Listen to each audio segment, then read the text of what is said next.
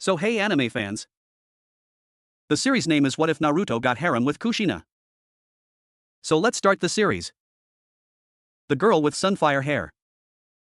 The rain over Konoha was the kind that remembered things. It fell in silver sheets, washing the Hokage mountain stone faces clean, dripping from the red-tiled roofs of the rebuilt village, pooling in the training grounds where so many memories had been carved into earth. Naruto Uzumaki stood at his office window in the Hokage tower, his fingers resting against the cool glass. At 32, the mantle of the 7th Hokage fit him like well-worn armor, familiar, heavy, and etched with the scars of 1,000 battles fought and won. Yet some hollows remained. The office was quiet save for the rain's percussion. Boruto was on a mission with Sarada and Mitsuki, Hinata visiting Hanabi in the Hyuga compound. The peace was profound, and sometimes, in these silent moments, the ghost of a red-haired woman's smile would flicker at the edge of his consciousness, a memory not truly his own, but inherited through chakra, through the echo of a fox's recollection.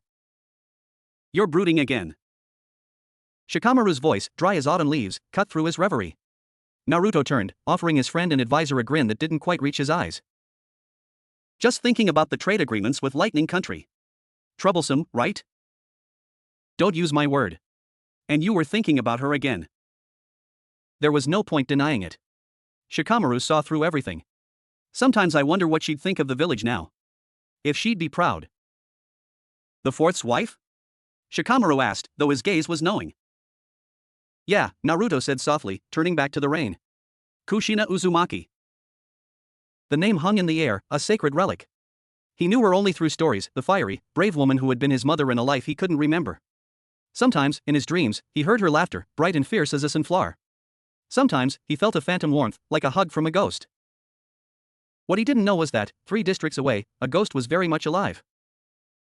The market street steamed as the afternoon sun broke through the rain clouds. Vendors called out, the scent of grilled dango and miso soup filling the damp air. And there, at a stall selling old scrolls and second-hand tools, was a woman arguing with a merchant. 200 ryo for this rusted kunai holder? It's got a crack in the seal matrix. It's practically leaking. She was young, perhaps 25, with hair that was the color of a dying ember, a deep, vibrant crimson that fell in wild waves to her waist. Her eyes were a stormy blue-gray, flashing with indignation. She wore simple but well-made traveler's clothes, a pack slung over one shoulder. That's the price, miss. It's an antique Uzumaki design. Rare. Rarely functional, she shot back, hands on her hips. Look, 150, and you throw in that spool of chakra thread. The merchant grumbled but agreed. As the woman handed over the coins, a strange flicker passed through her expression, a disorienting déjà vu Uzumaki design. The words resonated in a place deep within her, a place she called the echo chamber. A place filled with half-heard whispers, instincts for sealing she'd never been taught, and a profound, aching loneliness she'd carried since childhood. Her name was Akari. At least, that was the name on the immigration papers she'd presented at Konoha's gates a week ago. A wanderer from a minor, distant land, seeking work as a freelance sealmaster and chakra theorist. The papers were flawless, the story airtight. But Akari knew she was a lie. She remembered being born 25 years ago, screaming into a world that felt too bright, too loud. She remembered a childhood filled with inexplicable knowledge, how to stabilize a chakra flow, the basic principles of barrier creation, a language of swirling patterns that felt like home. She remembered dreams of a village with a great stone mountain, of a man with sunlight hair and kind eyes, of a monster's roar and the cold feeling of chains, her chains, binding something terrible. And she remembered, most of all, a profound sense of incompleteness. As if she were a puzzle missing its central piece. Tucking her purchase away, Akari moved through the market. Konoha thrummed around her, a symphony of life and chakra that felt unnervingly familiar. The Hokage tower loomed in the distance. She'd heard of the 7th Hokage, Naruto Uzumaki. The hero who saved the world. The man who, according to her dreams, shared the surname that made her heart clench with a grief that wasn't hers.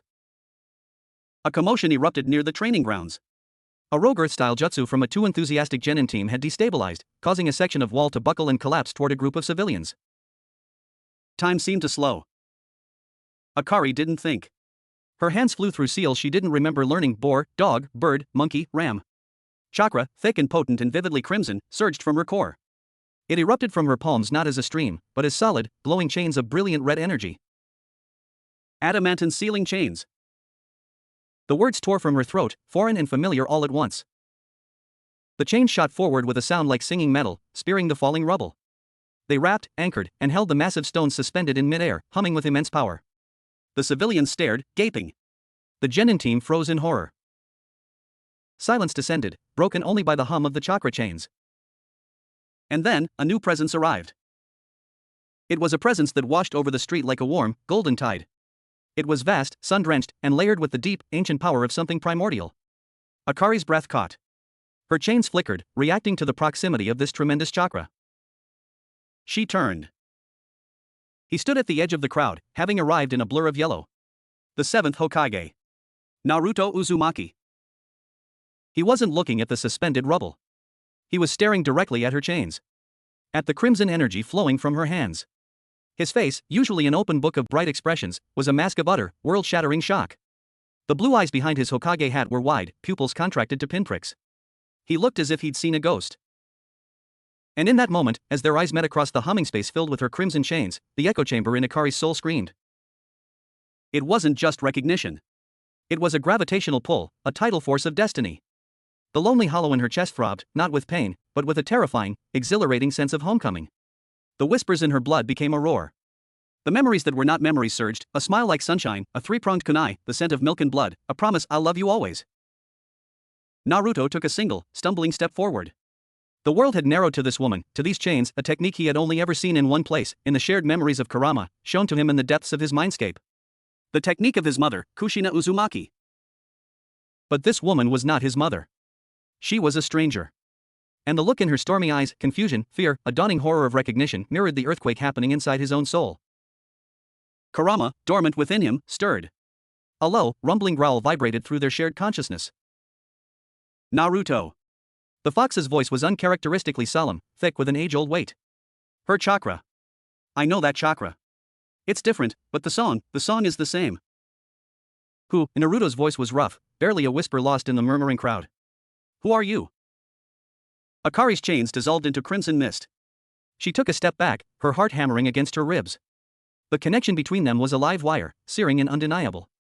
She saw the questions, the hope, the devastating vulnerability in his eyes, and it terrified her. She wasn't ready for this. She didn't know what this was. Akari, she managed to say, her voice trembling. My name is Akari. And then she turned and fled, disappearing into the maze of Konoha's streets, leaving Naruto standing amidst the rubble and the whispers, the rain beginning to fall again, washing away everything but the impossible, burning image of crimson chains and a pair of eyes that held the echoes of a forgotten love. The journey had begun. Not with a meeting, but with a collision. Two lonely stars, orbiting the same black hole of forgotten history, had finally crossed paths. The threads of fate, severed a lifetime ago, began now to tremble, to reach for one another across the chasm of death and rebirth. And somewhere, in the shadows between worlds, something old and hateful felt the tremor in the fabric of karma. It felt the rekindling of a chakra signature it had worked so hard to extinguish. And it opened its eyes. Chapter 2, The Resonance of Scars. The rain returned with a vengeance, drumming a frantic rhythm on the Hokage tower roof that matched the chaos inside Naruto's mind.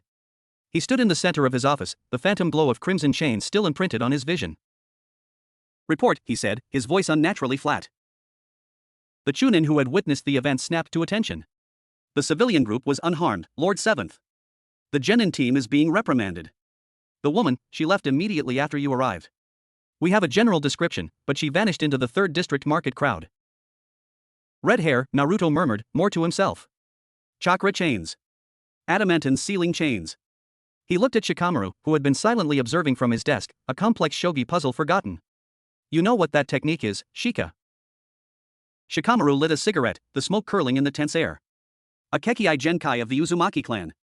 A rare one, even among them. Only the most powerful, those with especially potent life force and chakra, could manifest it. He exhaled slowly. The only person ever recorded using it in Konoha was your mother, Kushina Uzumaki. I know. Naruto's hand unconsciously rose to his abdomen. Kurama is agitated. Agitated is a mild word, the beast's voice grumbled in the shared space of his consciousness. That chakra signature, it's not identical. It's younger, less polished. But the frequency, the vibration, it's her melody played on a different instrument. It is Kushina's song, Naruto. She said her name was Akari, Naruto said aloud, for Shikamaru's benefit. A common enough name. Could be an alias. Shikamaru stood, walking to the window. This is troublesome in the extreme. A woman with a lost Uzumaki Kekii Genkai appears out of nowhere, in your village, right in front of you. The timing is either miraculous or suspicious. She wasn't faking her shock, Naruto said firmly. The look on her face, she was as surprised as I was. More. She looked scared. Which could mean she's a sleeper agent, her memories implanted, now activated. Or it could mean she's just as lost as I feel right now. Naruto's control slipped, a flicker of his immense chakra pressure leaking into the room, making the paperwork rustle. He reined it in immediately, running a hand through his blonde hair. Sorry. It's just, when our eyes met, Shika. It wasn't like looking at a stranger. Shikamaru's gaze was analytical, but not unsympathetic. The Uzumaki clan was scattered to the winds after Yasushi Ogakure's fall. It's not impossible for a descendant with strong bloodline traits to surface. The chains could be a latent genetic expression. And the familiarity? The pull? Naruto asked, his blue eyes earnest, begging for an answer his brilliant friend couldn't give. That, Shikamaru sighed, is the troublesome part. We need to find her. Calmly. Discreetly. We can't have the Hokage chasing a mysterious redhead through the streets. The rumor mill is already grinding. I'll have a team from intelligence, quiet, non-threatening, locate her. She's a recent immigrant, there will be a trail. Naruto nodded, but his jaw was set. He knew the logical path. But logic was drowning in a sea of inherited emotion, in the ghost of a mother's love he'd never known. When you find her, I want to be there. Akari ran until her lungs burned and the strange, resonant ache in her chest subsided from a scream to a whimper. She found herself in a quiet, older part of Konoha, near the memorial stone. The rain had soaked her to the skin, her crimson hair plastered to her face and neck. She leaned against a stone lantern, trembling. What was that? The chains had come unbidden, an instinct deeper than breath. But the name. Adamantine sealing chains. She had known it as it left her lips. And his face. The Hokage. She'd seen posters, of course. The hero of the Fourth Great War. But in person, he was a force of nature. A walking sun. And the look in his eyes when he saw her chains, it wasn't just recognition of a rare jutsu. It was personal. It was wounded. It was yearning. Get a grip, Akari, she whispered to herself, the alias feeling flimsy now. You're a wanderer. A seal mistress. You don't know that man. You don't know those chains. But the echo chamber in her soul disagreed. It was humming, a low, steady thrum of rightness that had begun the moment their chakras had brushed against each other. The profound loneliness that had been her constant companion since childhood had, for one terrifying second, receded, replaced by a sense of terrifying, perfect alignment. It felt like coming home to a home you'd never seen. Lost, miss? The voice was gentle, old. Akari started, whirling to see an elderly man in simple robes, holding an umbrella. He had a kind face, wrinkled like old parchment, and one eye was milky and blind. Yes. A little, she admitted.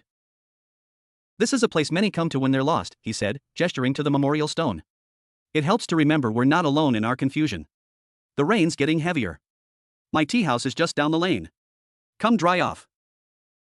It was an unexpected kindness. Suspicion warred with her need for shelter and a moment to think. The old man seemed harmless. Nodding stiffly, she followed him to a small, traditional building with a faded sign that read Fuma's Brew. Inside, it was warm and quiet, smelling of roasted green tea and old wood. He ushered her to a low table, brought a towel and a pot of steaming tea. My name is Fuma. I was a shinobi, long ago. Now I just watched the village change. He poured the tea with steady hands. You have the look of someone who just saw the world rearrange itself. Akari clutched the warm cup. Is it that obvious?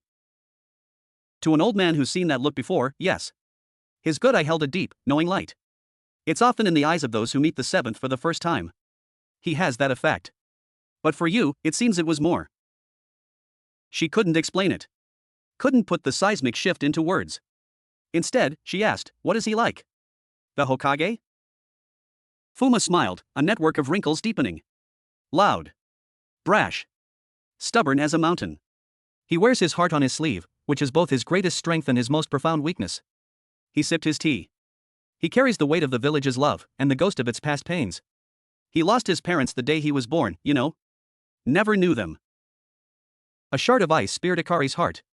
The day he was born. The echo chamber whispered a counter-melody, pain, sacrifice, a mother's fading smile, a father's final touch. She felt a dizzying wave of grief that wasn't hers. That's terrible, she breathed. It shaped him. His entire life has been a battle against loneliness. He's built a family, a wonderful one, but some scars, Fuma trailed off, his milky eye seeming to look through her, into the past. Some scars are so deep they become part of the foundation. You can build on them, but you can't remove them. Loneliness. That, she understood intimately. Was that the resonance? Two lonely souls recognizing their own reflection?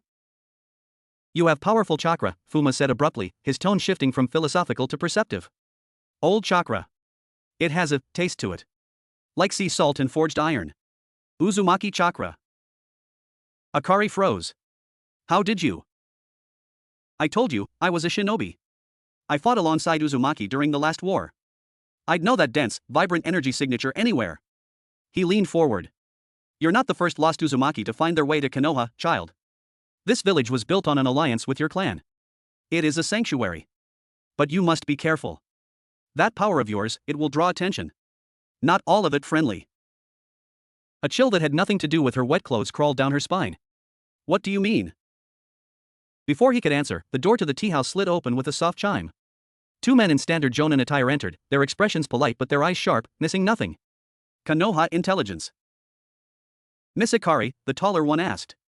Lord Hokage requests your presence at the tower, at your earliest convenience. He would like to speak with you about the incident this afternoon and offer his thanks for your assistance. So they'd found her. Fast. She looked at Fuma. The old man gave an almost imperceptible nod. It's all right, he murmured. Go and see the sun, child. But remember, even sunlight casts shadows. The walk to the Hokage tower was a blur. The two shinobi were courteous but silent, flanking her. She was dry now, but felt more exposed than ever. They took her not to the grandiose reception hall, but to a smaller, private meeting room on a high floor. It was sparsely decorated, with a view of the rainy village and the stone faces on the mountain. Please wait here. The Hokage will be with you shortly. The door closed softly, leaving her alone with the pounding of her heart. She walked to the window, tracing the raindrops' paths with her eyes. The fourth Hokage's face stared back from the mountain, kind and solemn. Another pang of irrational, deep-seated fondness and sorrow hit her. Minato. The name surfaced from the depths, clear as a bell. She gasped, clutching the windowsill. The door opened. He entered alone. He'd removed his Hokage hat and cloak. He wore a simple black shirt and pants.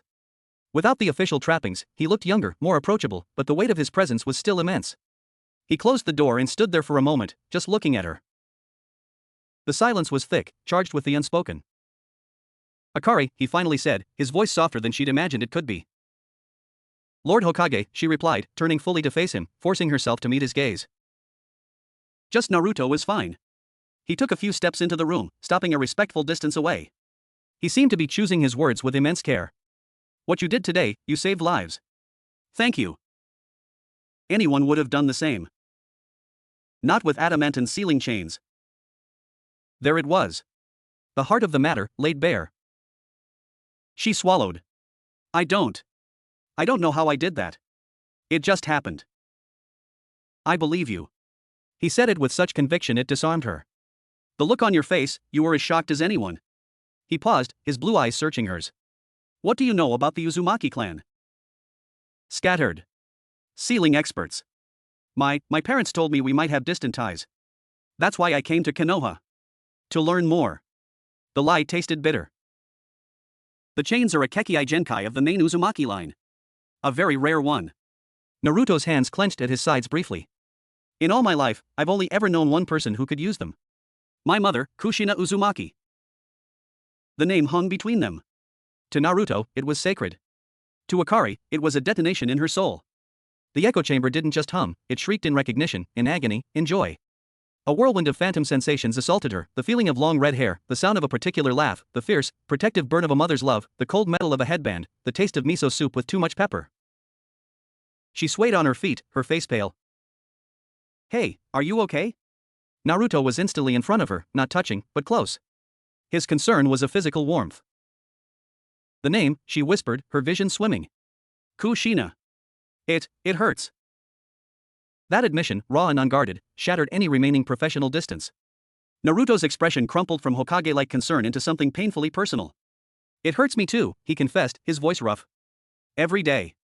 I never got to meet her. But I carry her here. He touched his chest. And Kurama, the Ninetales, he remembers her. He showed me her memories.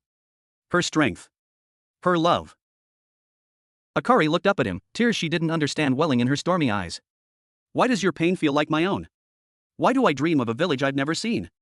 Why do I know sealing patterns no one taught me? Why did your chakra, when I felt it, feel like a missing part of myself snapping back into place? She hadn't meant to say so much. The words tumbled out, propelled by a lifetime of confusion and the seismic resonance of his presence.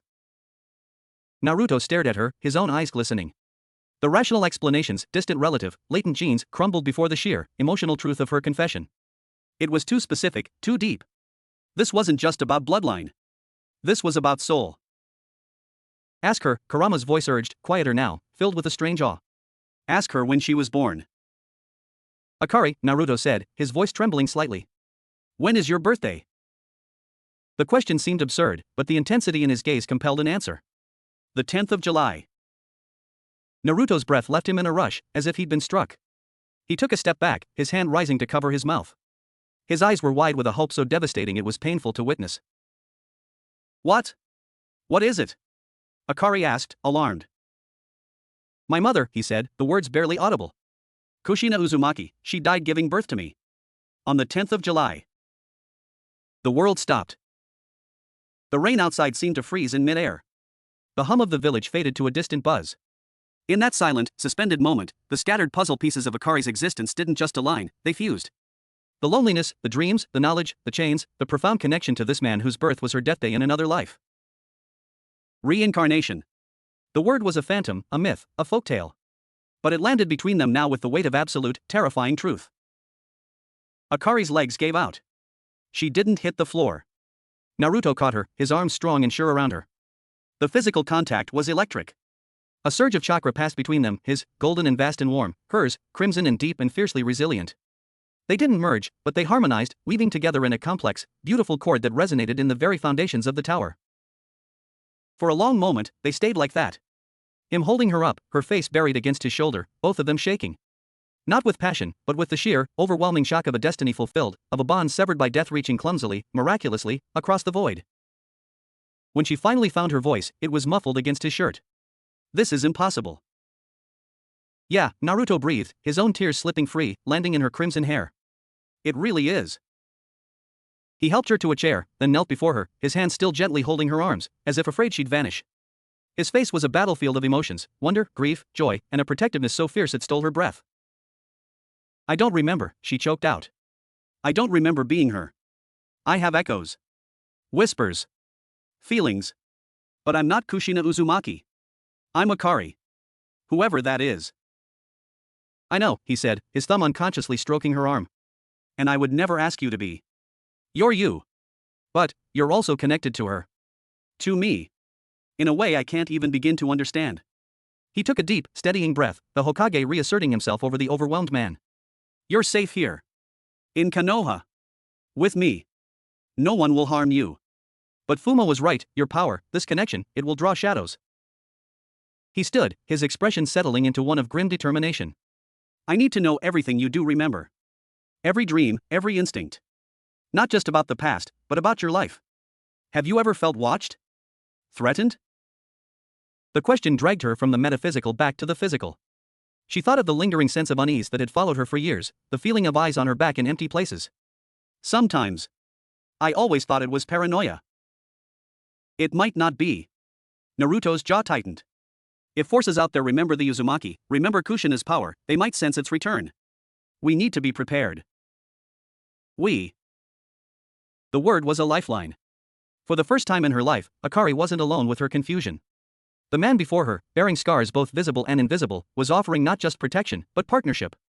A shared burden. What happens now? She asked. Now, Naruto said, a small, genuine smile finally touching his lips, a smile that held the warmth of the sun after a long storm. We start from the beginning. Hi. I'm Naruto Uzumaki. It's really nice to meet you, Akari. And as she looked into the eyes of the son she had, in another life, died to protect, Akari felt the first fragile tendril of something new take root in the fertile, scarred soil of their shared past. It wasn't memory. It wasn't the love of a mother for a son. It was the first, fragile note of a new melody.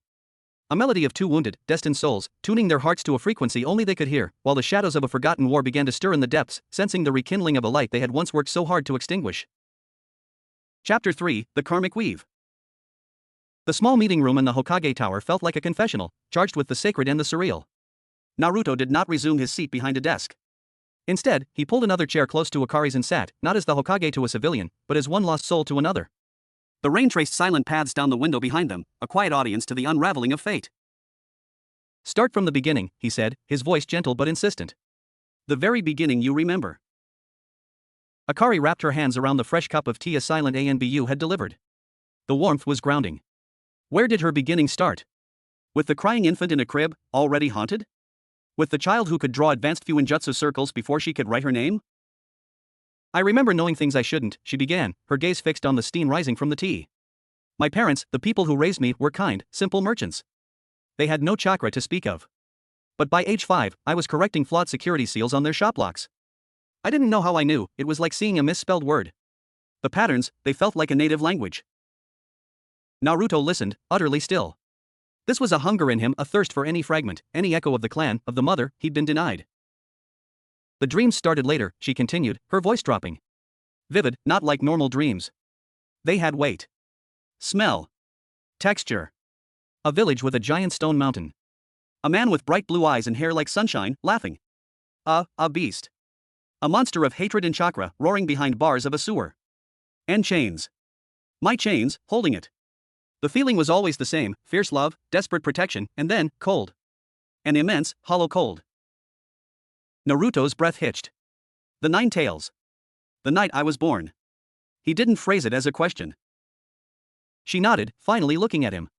And the loneliness. A loneliness so deep it felt like a physical cavity in my chest. It's been with me every day of this life. A homesickness for a place I'd never been. For people I'd never met. Her stormy eyes searched his. Until today. When I saw you, and you saw my chains, the loneliness didn't vanish. But it changed. It recognized something. Mine did too, he admitted softly. He leaned forward, elbows on his knees. My whole life, I was the lonely one. The outcast. I filled that hole with ramen, with pranks, with stubbornness. With friends. I built a family. But there's a layer of it, the very first layer, that never got filled. The layer that belonged to a mother and father I never knew. He gave a small, wry smile. Meeting you, it's like that raw, old wound finally felt a kind of pressure. Not a cure, but a recognition. The honesty was disarming. This wasn't a political figure giving a debrief. This was Naruto Uzumaki, laying his foundational pain bare before her. It invited reciprocity. The old man at the tea house, Fuma, he said your chakra would draw shadows, Naruto said, shifting the tone just slightly towards the practical. Have you ever been attacked? Followed? Akari thought back, sifting through years of nomadic travel. No direct attacks. But a feeling. A presence. It was faint, like a bad smell on the wind, but it followed me across 2 countries. It felt old. And hungry. Not for me, but for what's inside me. The chakra. I learned to dampen my signature, to hide the Uzumaki taste, as Fuma called it. It's why I took freelance sealing work in remote places. Fewer people to notice. Naruto's expression grew grim. An entity that remembers Uzumaki chakra. That could be a lot of things. Old enemies of the clan. Scavengers looking for lost fuinjutsu secrets. He paused, a darker possibility dawning. Or something that remembers Kushina specifically. The chains weren't just a defensive technique. They were a perfect counter to tailed beasts. The implication hung heavily between them. If something out there remembered the Jinchuriki who could bind the 9 tails with her will alone, and sense that power reborn. I need you to stay in Konoha, Naruto said, his tone leaving no room for argument, yet softened by concern. Not as a prisoner. As a guest. As a compatriot. We have secure quarters for diplomatic visitors. You'll have privacy, but also protection. And we can try to understand this. Together. The offer was everything she'd unconsciously been searching for, safety, answers, connection. Yet a thread of stubborn independence, a fiery will that felt inherently her, made her hesitate. I'm not helpless. I can fight. The chains. I know you're not helpless, he said, a flicker of amusement touching his eyes, amusement that held a strange pride. Believe me, I know. But you're in my village now. And I've lost, he stopped, swallowing hard. I've lost enough family to hidden threats. I won't gamble with this. The word family echoed in the quiet room. It was too soon, too loaded, but it had been said. It couldn't be unsaid. All right, Akari whispered. I'll stay. Relief washed over his features. Thank you. He stood, moving to his desk and pressing a discreet intercom. Shikamaru, can you arrange quarters in the Senju diplomatic wing? And clear my afternoon schedule. A sigh, audible even through the speaker, was the response. Troublesome. Consider it done. But you're 3 p.m. with the daimyo's envoy. Reschedule it. This is a priority 1, village security matter. Naruto's voice held the unshakable authority of the Hokage. He clicked off and turned back to her. Come on. I'll show you where you'll be staying. It's not far. The Senju diplomatic quarters were a serene complex nestled among ancient trees on the quieter western edge of Konoha. The building was traditional yet impeccably maintained, with sliding paper doors overlooking a manicured rock garden where a small koi pond glimmered in the rain. It's beautiful, Akari said, stepping onto the polished wood of the engawa. It's secure, Naruto said, following her. The perimeter has layered barrier seals that even I had trouble getting approval to see. Only a handful of people know you're here. He handed her a simple metal token etched with a swirling pattern. This is a key and a beacon. It lets you through the barriers, and if you channel a pulse of chakra into it, it alerts me and the ANBU guard detail directly. Ambu? She tensed. A precaution. They'll be unseen. You won't even know they're there unless you need them. He met her eyes, his gaze earnest. This isn't a cage, Akari. It's a fortress. To give you space to breathe, to think. To be safe while we figure this out. His consideration was profound. He wasn't smothering her, he was building a bulwark around her so she could have the freedom she'd never truly known. The gesture touched something deep within her. You've thought of everything.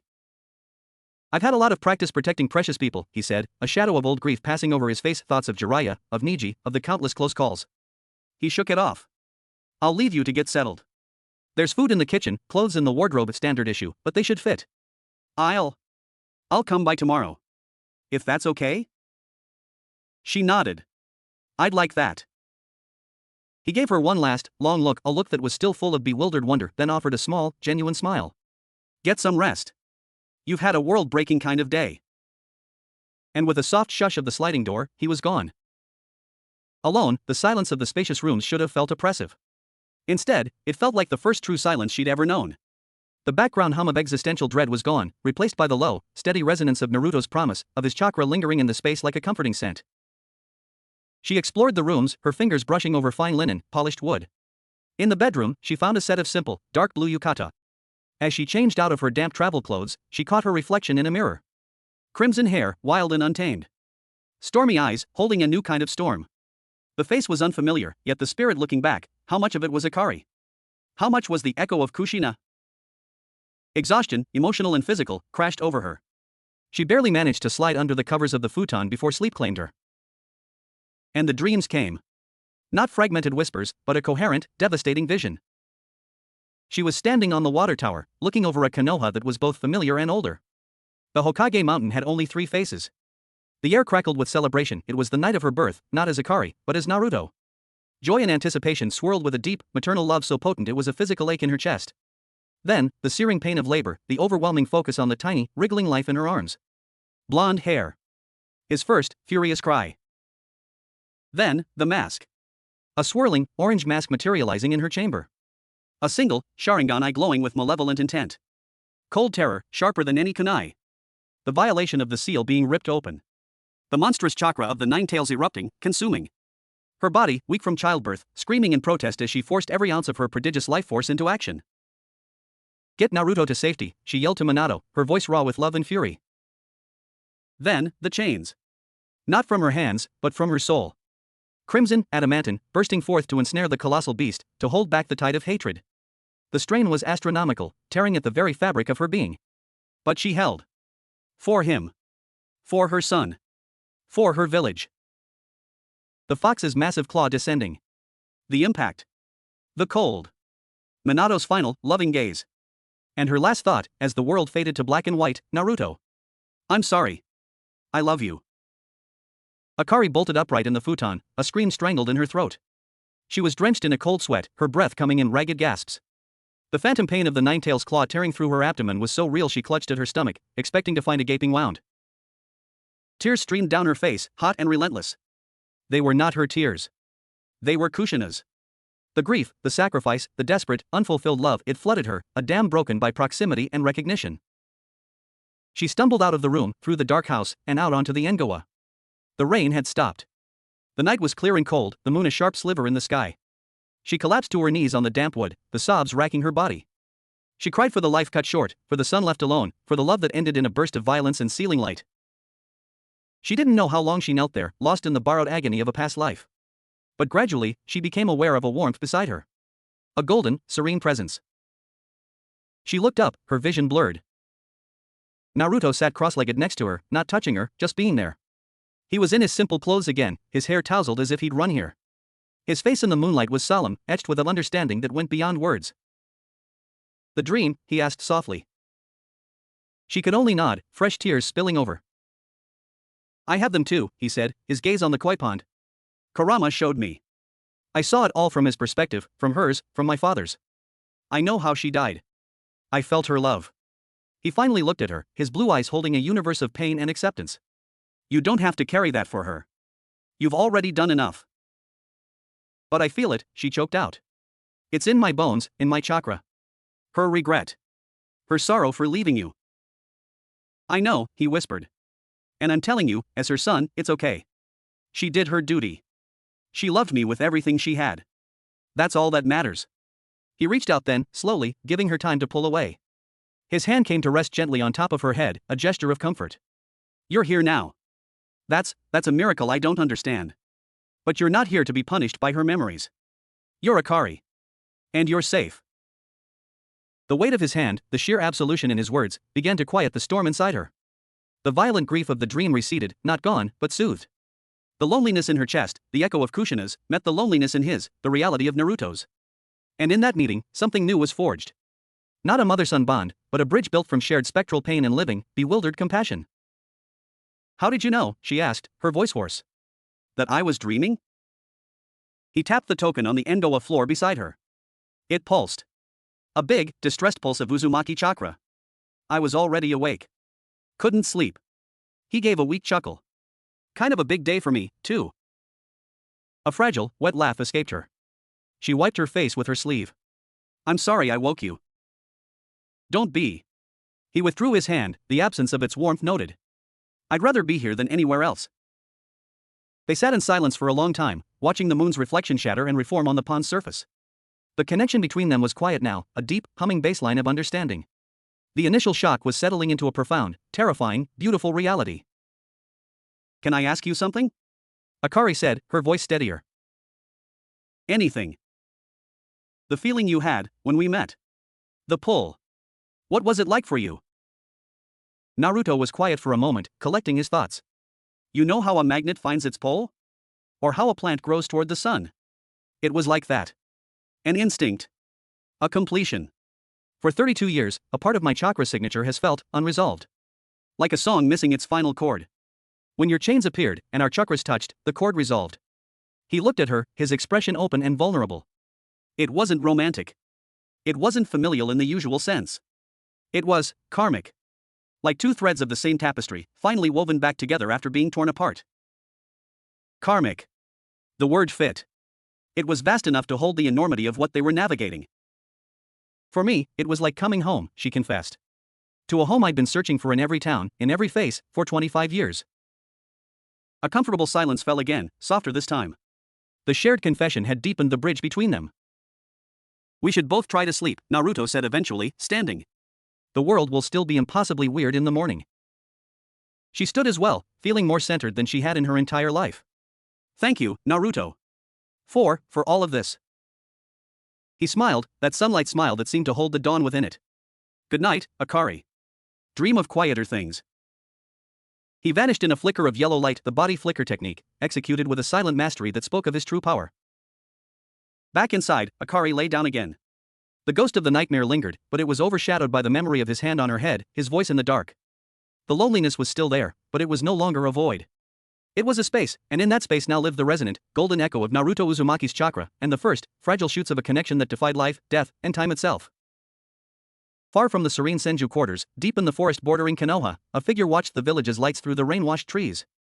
It was formless, a shifting cloud of shadows that drank the moonlight.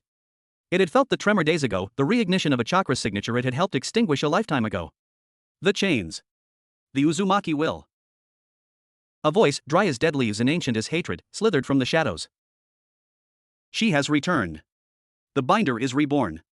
The key to the cages stirs." The shadow pulsed, extending a tendril that tasted the air, sampling the complex chakra signatures of the village. It found it a bright, sunlight core, and intertwined with it, a deep, crimson resonance. And she has found the vessel. How poetic. The cycle prepares to repeat.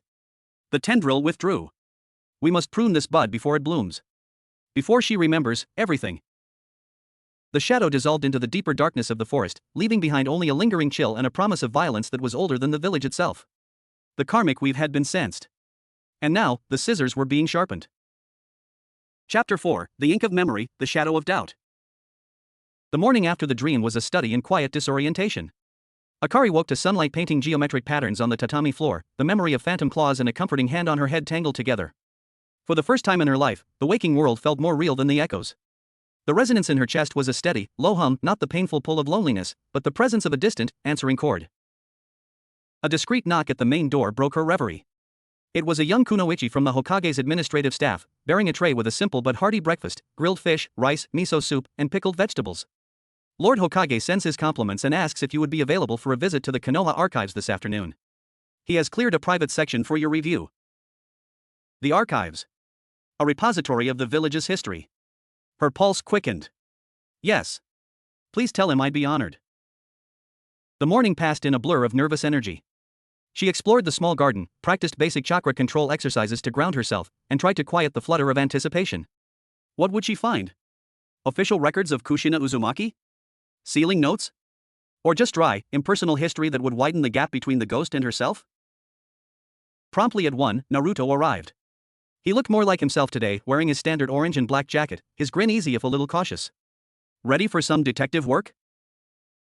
As ready as I'll ever be. They walked through the village streets, not using shunshin. Naruto greeted everyone they passed: shopkeepers, children, elderly ninja, with genuine warmth, and the village greeted him back with a fondness that was palpable. Akari watched him, this man who was both a living legend and a profoundly approachable human. The duality was fascinating. They really love you, she observed quietly. He scratched the back of his head, a little sheepish. It took a while. A lot of ramen and a lot of stubbornness. But yeah, they're my family. The big, loud, annoying kind. His smile softened. They'll be yours too, if you let them. The offer, so casually made, sent a warmth through her that had nothing to do with the sun. The Konoha archives were a solemn, modern building adjacent to the academy. They were met by an elderly archivist, her face a map of wrinkles and sharp intelligence. Lord 7th. The Uzumaki section is prepared. It is, as you requested, the uncensored historical and personal records. Thank you, Granny Chiyo, Naruto said with deep respect. Don't granny me, you scamp, she retorted, but her eyes twinkled. She looked at Akari, her gaze piercing. Red hair. Uzumaki fire. I knew the last one who had it. Treat these records with the respect they deserve, child. They're not just paper, they're echoes. I will, Akari promised, the gravity settling on her shoulders. The private room was a climate-controlled chamber lined with scroll racks and secure document cases. The air smelled of old paper, ink, and the faint ozone of preservation seals. In the center was a large table. Laid out upon it were several items: a few scrolls, a weathered journal with a red cover, and a small, flat case. Naruto lingered by the door. This is her personal section. Things my father saved. Things the third Hokage preserved. I've only looked at some of it. It was too hard, before. He met her eyes. Maybe it's easier with two. I'll be right outside if you need me. He was giving her space. The trust implicit in that gesture, allowing her alone with the most intimate relics of the mother he never knew, left her breathless. She nodded, and he slid the door shut. Alone with the echoes. Her hand trembled as she first reached for the journal. The cover was soft leather, worn at the edges. She opened it. The handwriting was a revelation. It was bold, energetic, slanted with impatience. It was alive. Entry 1, first day in Konoha. It's too green. And the trees are ridiculously big. Everyone stares at the hair. Called me tomato again. Made the idiot eat dirt. Minato stopped the fight. He has weirdly kind eyes for a guy who moves that fast. Akari's breath caught. She could hear the voice, brash, playful, fierce. She turned the page. Fuinjutsu lesson with sensei. He says my chakra control is unsubtle but monstrously powerful. I'll take it. Drew the 8 trigram seal variation in half the time. Minato was impressed. He's not so bad. Page after page, a young woman emerged. Passionate about her friends, fiercely proud of her heritage, stubborn, loud, deeply lonely at first, then blossoming with belonging. Her growing affection for Minato was documented with increasing tenderness beneath the bravado. He asked me to be his girlfriend. I almost choked on my dango. Said yes. He smiled. The whole world got brighter. Stupid sunshine man. Tears pricked Akari's eyes. Not tears of grief this time, but of recognition. The fiery will, the blunt honesty, the capacity for deep love, these weren't just traits in a journal. They were the bedrock of her own personality. The echo chamber wasn't just whispering memories, it had shaped her fundamental self. She moved to the scrolls. One was a detailed schematic of the adamantine sealing chains, with notes in the same bold hand. Chakra must flow from the heart, not the hands. The chain is an extension of will. To bind a tailed beast, you must first bind your own fear. Another scroll contained complex barrier seal matrices, designs that made her own instinctive knowledge snap into sharp, logical focus. She understood them instantly, as if reviewing a lesson long mastered. Finally, she opened the flat case. Inside, nestled on velvet, was a Konoha forehead protector. It was old, the metal slightly dulled, the cloth faded. But it was cared for. And beside it, a lock of vibrant red hair, tied with a simple blue thread.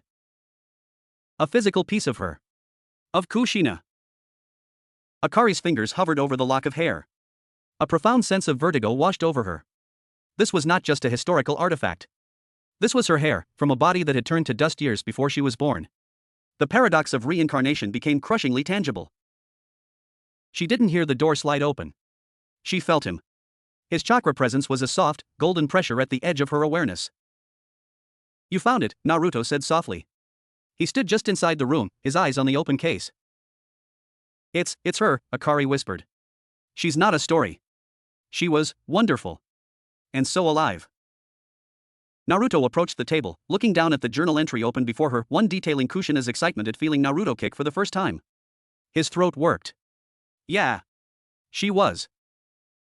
I can feel her in these words, Akari continued, her voice gaining strength with the realization. Not just as a memory. As a blueprint. My temper, my stubbornness, the way I love too fiercely once I decide to, it's all here. I'm not her. But she's the root of me. He finally looked at her, his eyes shimmering. Then I'm glad, he said, his voice thick. I'm glad a part of her got to live. Got to be someone new. Got to have a childhood, a life. The kindness in that statement shattered her. He, who had been denied her, was happy for her. The selflessness of it was staggering. Naruto, A sudden, violent shudder ran through the archives. The lights flickered. The preservation seals on the walls flared a defensive blue, then sputtered. Not an attack from outside, a disruption from within the village's chakra network. Naruto's head snapped up, the grieving sun vanishing, replaced by the seventh Hokage in an instant. Stay here. Lock the door. He was a blur of motion, out the door before she could respond. But Akari didn't stay.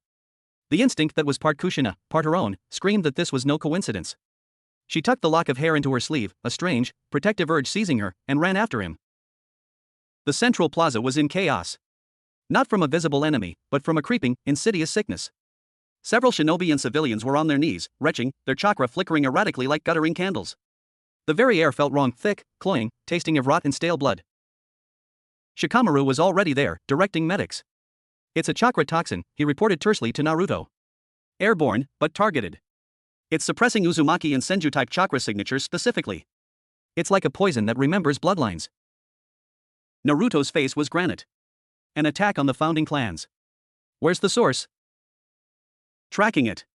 The dispersion pattern suggests the water treatment plant. Seal the village air circulation. Now. Naruto's commands were clipped, absolute. He formed a cross-shaped hand seal. Kage Bunshin no Jutsu. A dozen shadow clones erupted from him, scattering to reinforce the perimeter and aid the medics. Akari watched, her mind racing. A toxin that targeted specific chakra. A memory-based poison. This was no random act. This was a scalpel, not a club. It was looking for something. For someone. Her eyes met Naruto's across the plaza. In his gaze, she saw the same chilling conclusion. This was for her. A test, or an attempt at eradication. A guttural, wet laugh echoed from the direction of the water tower. A figure stood there, shrouded in a cloak that seemed to drink the light. Its form was indistinct, wavering like a heat haze. Konoha of the leafy shadows, a voice rasped, projected by chakra. You harbor a ghost. A wrinkle in the karmic sheet. Surrender the Red Revenant, and the cleansing will cease. The Red Revenant. Horror. Naruto stepped forward, his chakra beginning to burn golden, the air around him distorting with heat. You come into my village, poison my people, and make demands? You've got a lot of nerve. We have memory, Hokage, the figure hissed. Memory that stretches back to the sage's foolish sons. The Uzumaki line was a mistake, a bulwark against the natural order. The binder who chained the beasts, her return is an aberration. We are the gardener's scythe. We prune aberrations. The rhetoric was insane, fanatical. But the power behind it was real. Akari felt a pull, a sickening attraction. The toxin in the air seemed to resonate with the deep, old Uzumaki chakra in her core, trying to stifle it. The figure raised a hand. A pulsating, black-purple orb coalesced above its palm, dripping viscous shadows. A demonstration. It launched the orb not at Naruto, but in a high arc towards a crowded market street. Naruto moved, but he was at the wrong angle. A clone poofed into existence to intercept, but the shadow orb seemed to phase through it, unaffected. Akari didn't think. The memory of the journal was in her hands, the theory of the chains in her mind. From the heart, not the hands. An extension of will. She didn't form hand signs. She planted her feet, clenched her fists, and willed. Crimson chakra, vivid and defiant against the oppressive atmosphere, erupted from her back and shoulders this time, not her hands. Dozens of adamantine sealing chains, thicker and more numerous than before, shot skyward like a volley of spears. They didn't just block the orb, they ensnared it, wrapping it in a glowing, constricting lattice. The shadow orb writhed, trying to corrode the chains. But the chains hummed, their innate sealing properties activating. With a sound like shattering glass and a dying scream, the orb imploded into harmless motes of dark chakra that dissipated. Silence, stunned and absolute, fell over the plaza. All eyes turned to her. The red-haired woman standing beside the Hokage, crimson chains retracting into her body, her stormy eyes blazing with a fury that was entirely her own, yet eerily familiar to every veteran who remembered the stories. The cloaked figure on the water tower seemed to recoil. The chains. You remember. I remember enough, Akari shouted, her voice ringing with a power that surprised even her. I remember that people who hide in shadows and poison the innocent are cowards. This is my home now. And I protect my home. The words were out before she could analyze them.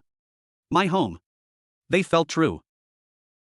Naruto was at her side in an instant, his own chakra now a blazing golden cloak, one tail of the nine tails energy lashing behind him.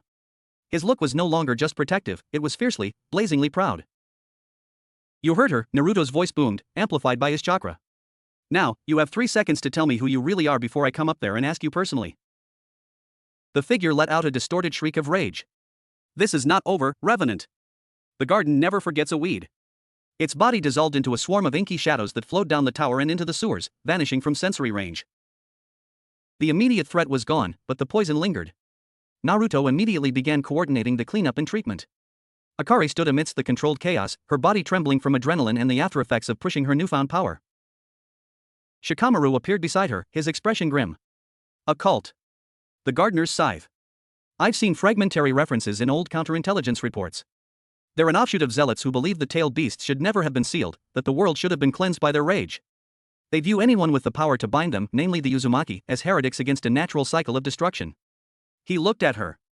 They didn't just know about Kushina. They've been waiting for her chakra signature to reappear. You're not just a random descendant to them. You are the binder, returned. The weight of it was immense. Her existence wasn't just a personal mystery, it was a geopolitical, historical trigger. Naruto finished his orders and returned to them. The golden cloak was gone, but the intensity in his eyes remained. He looked at Akari, really looked at her. You okay? She nodded, though she wasn't sure she was. They called me a weed. They're idiots, he said flatly. Then, a slow, determined smile spread across his face. It was the smile of a man who had faced down gods and won. You're not a weed, Akari. You're a damn sunflower. And you just showed everyone, including me, exactly how tough you are. The praise, the metaphor so perfectly him, warmed her from the inside. The fear receded, replaced by a steadying resolve. They'll be back, Shikamaru stated. I know, Naruto said, his gaze never leaving Akari's. But next time, we'll be ready. Together. He placed a hand on her shoulder, the contact firm and reassuring. We'll train. We'll research. We'll understand your chains, your memories, everything. You're not facing this alone. In the rubble of the interrupted peace, with the scent of a strange poison still in the air, a new alliance was forged. Not born from the gentle confusion of shared dreams, but from the fire of a shared fight. The connection between them had deepened, maturing from bewildered recognition into a steadfast, battle-tested bond. That night, back in the Senju quarters, Akari didn't dream of death. She sat on the engawa, the stolen lock of Kushina's hair in her palm, and looked at the village she had, without hesitation, called home. The resonance in her chest was no longer a lonely echo. It was a duet. And for the first time, she was not afraid of the shadows seeking to prune her. Because she was no longer a solitary sapling. She was rooted now, in the soil of Konoha, under the watchful, brilliant sun of its Hokage. Chapter 5, The Forge of Will, The Garden's Thorn. The days that followed were a study in controlled urgency. The gardener's sight had exposed a nerve, and Konoha's response was swift and multifaceted. While Shikamaru's intelligence network and the ANBU Black Ops hunted for traces of the cult, Naruto focused his personal attention on the epicenter of the storm, Akari herself. Their destination was Training Ground 44, the Forest of Death. But not its treacherous interior. Naruto had secured a cleared, fortified sector on its eastern edge, one usually reserved for Jonin-level chakra experiments and high-risk training. It was a vast, circular arena of hard-packed earth, ringed by monolithic stone slabs engraved with powerful suppression and containment seals. This should keep our sparring from flattening half the village, Naruto said, hands on his hips as he surveyed the area. The morning sun cast long shadows, the air cool and still. He'd foregone his Hokage robe for a simple black training outfit. And these seals will dampen any external chakra sensing. What happens in the ring, stays in the ring. Akari stood beside him, dressed in similar practical gear, her crimson hair tied back in a severe ponytail. The lock of Kushina's hair was now woven into a bracelet on her wrist, a tangible touchstone. She felt a thrum of nervous energy, but it was clean, sharp, the anticipation before a test, not the dread of a hunt. What's the goal? She asked. Understanding, Naruto said, turning to face her, his blue eyes serious. Your chains aren't just a Kekkai Genkai, they're a manifestation of your will, shaped by Uzumaki chakra. We need to know their limits, their triggers. And you need to learn control without relying on crisis. He offered a small, encouraging grin. Also, I've got to see this up close. In Kurama's memories, they were something else. They were a cage of pure resolve, the fox's voice rumbled in their shared mind, a hint of old, grudging respect coloring his tone. Annoyingly effective. All right, Akari nodded, centering herself. She closed her eyes, reaching inward. The echo chamber was quieter now, less a cacophony of whispers and more a deep, resonant well of power. She focused on the feeling from the attack, the chains erupting from her core, an extension of her intent to protect. When she opened her eyes, they glinted with determination. I'm ready. Good. Naruto took a position 20 meters away. Start simple. Manifest a single chain. Not to attack. Just to be. Akari exhaled, extending her right hand. She willed it. Crimson chakra swirled at her palm, coalescing, stretching, and sputtering out like a damp firework. She frowned. In the plaza, it was effortless. Adrenaline.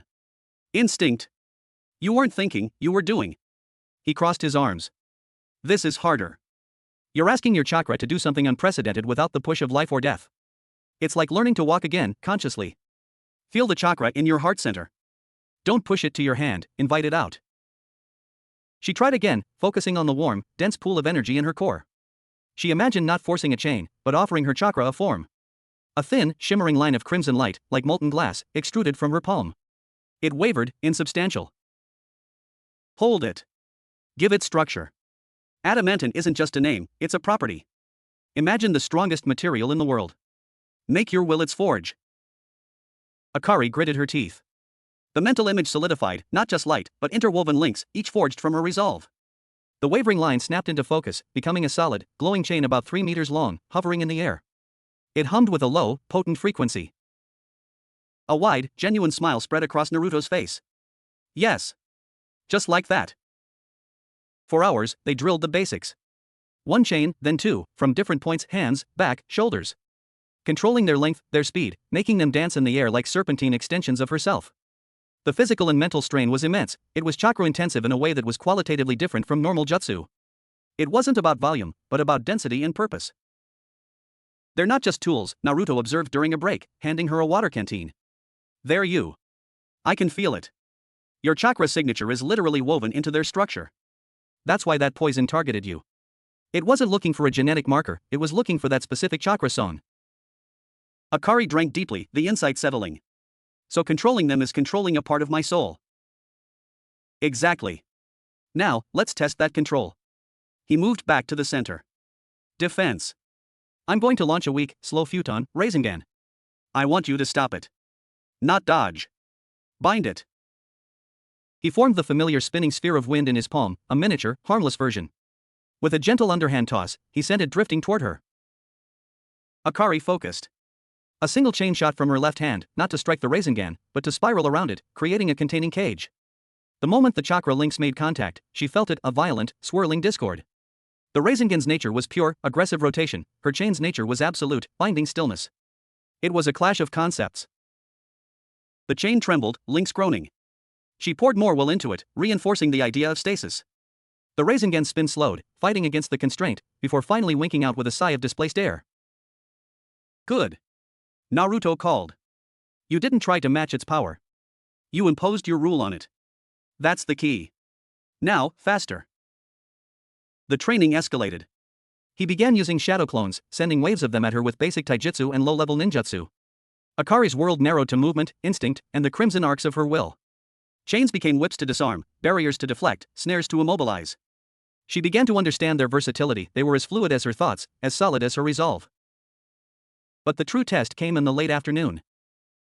One last drill, Naruto said, his expression turning serious. All but one of his clones poofed away. The remaining clone took a deep breath, and a faint, red chakra sheen, the barest flicker of the Ninetales cloak, surrounded it. The chain's historic purpose. Tailed beast suppression. Akari froze. The echo chamber roared to life, not with memory, but with primal, instinctual recognition. Her chakra flared in response, chains automatically materializing around her in a defensive halo, buzzing with a higher, sharper frequency.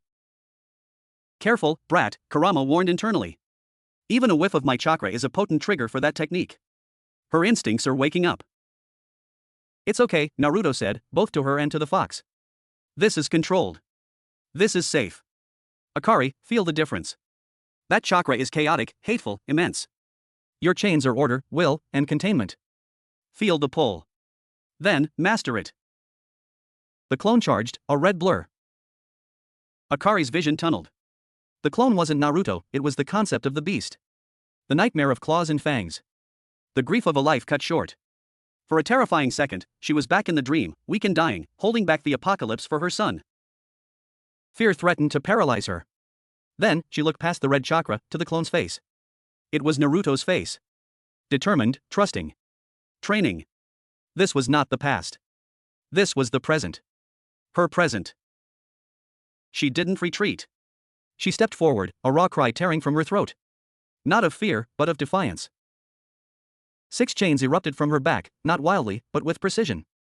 They speared the ground around the charging clone, then arced inward, forming a perfect, interlocking prison. As they touched the red chakra, they didn't just bind, they subdued.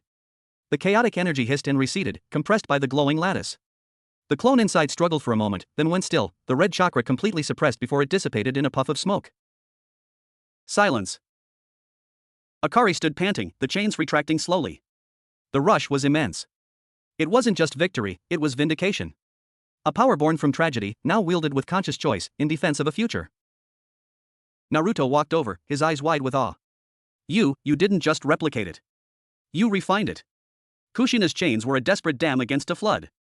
Yours were a surgeon's scalpel. That was incredible.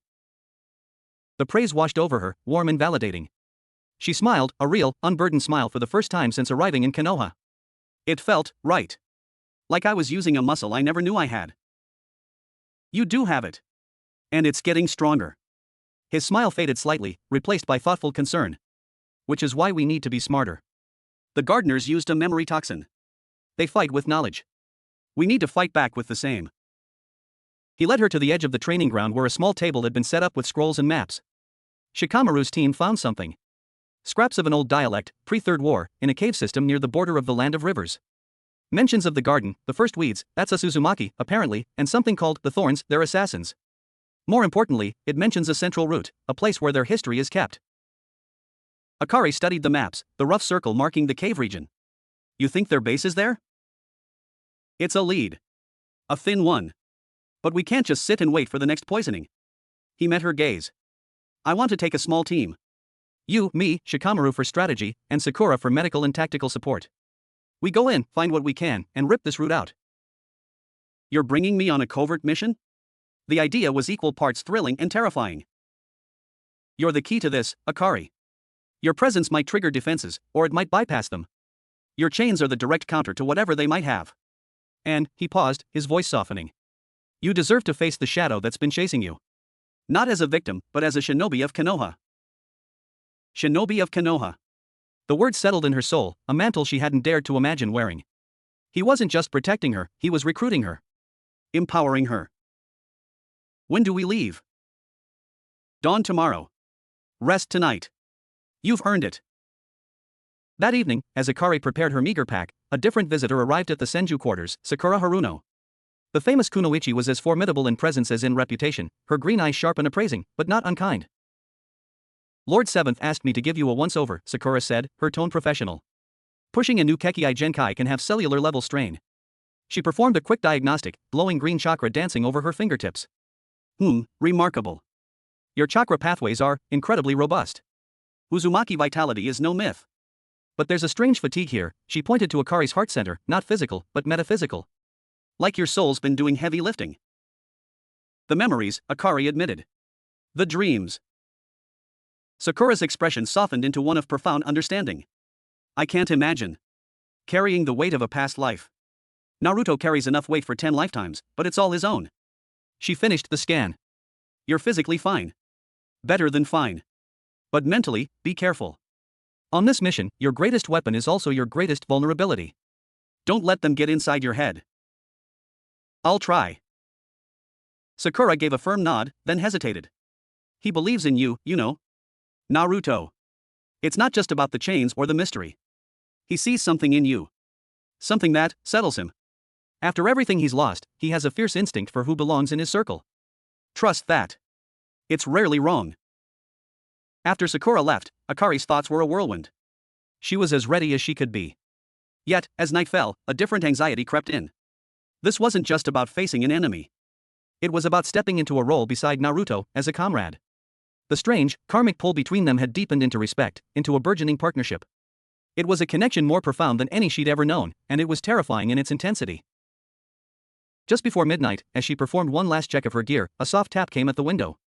It was a small, translucent toad, holding a tiny scroll. A summon. She opened it. The handwriting was Naruto's, surprisingly neat. Can't sleep either? Me neither. Don't worry about tomorrow. You're not going as a ghost of the past. You're going as Akari. And I'll be right beside you. Get some rest. N. A simple message, but it untangled the knot of anxiety in her chest. She wasn't Kushina's echo on this mission. She was herself. And he saw her. She slept, and her dreams were not of death, but of flying chains against a sky of endless green, and a figure of golden light fighting back-to-back with her crimson shadow. Dawn arrived, cold and clear. At the village's least conspicuous gate, the team assembled. Naruto, in full tactical gear, the Hokage's hat absent. Shikamaru, looking perpetually annoyed but alert. Sakura, calm and focused. And Akari, feeling the weight of the lock of hair on her wrist and the living chains in her soul. Naruto gave them all a once-over, his gaze lingering on Akari for a fraction of a second longer, filled with a fierce, protective confidence. All right. The garden thinks they can prune us. Let's go show them what happens when you try to cut a forest down.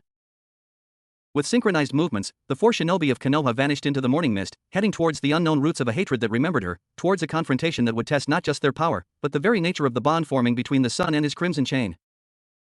Chapter 6, The Roots of Hatred. The journey to the borderlands was a lesson in shinobi travel. They moved in silence, a four-person unit of terrifying efficiency. Naruto took point, his sensory abilities, enhanced by sage mode perception, scanning miles ahead. Shikamaru navigated, his mind a perfect map. Sakura moved with a deceptive lightness that belied her earth-shattering strength. And Akari, though less experienced in field travel, found her Uzumaki stamina and instinctive chakra control allowed her to keep pace. She also found herself studying Naruto. The easygoing Hokage was gone, replaced by a commander of quiet, lethal focus. His movements were economical, his eyes constantly tracking, analyzing. This was the man who had ended wars, and seeing this facet of him was both daunting and deeply impressive. They avoided main roads, traveling through dense, old-growth forests that seemed to swallow sound. By late afternoon, they reached the foothills bordering the land of rivers. The air grew damp, the terrain rugged and cleft with deep ravines. The cave system is in the next valley, Shikamaru murmured, consulting a more detailed scroll.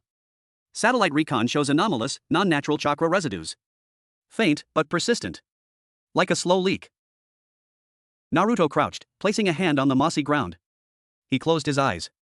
When they opened, they were the orange, cross-shaped pupils of Sage Mode. I feel it. It's old. And bitter. Not just chakra. Intent. It seeped into the stone. He looked at Akari.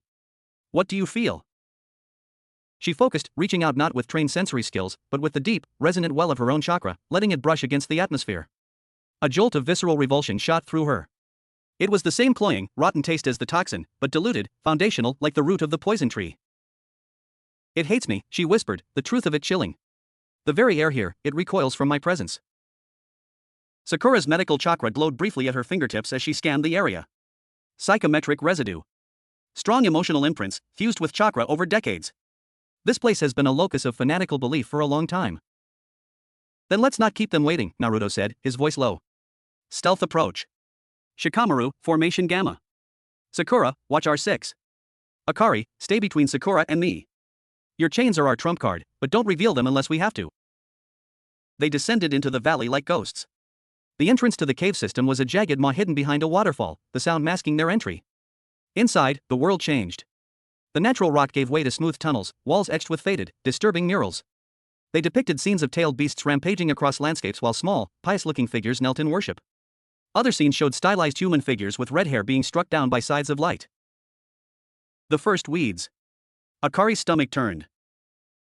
The tunnels were a labyrinth, but Naruto's sage perception and Shikamaru's deductive reasoning found the path of strongest resonance, a downward spiral, deep into the earth. The air grew colder, the hateful imprint stronger, pressing on Akari's senses like a physical weight. After an hour of descent, the tunnel opened into a vast, subterranean cavern. It was not natural. The walls were lined with geometric shelves holding thousands of scrolls, clay tablets, and strange, organic-looking pods that pulsed with a faint, sickly light. In the center of the cavern stood a massive, gnarled structure, not a tree, but a petrified, twisted thing that looked like the fossilized root of a world tree, glowing with the same purple-black energy as the toxin.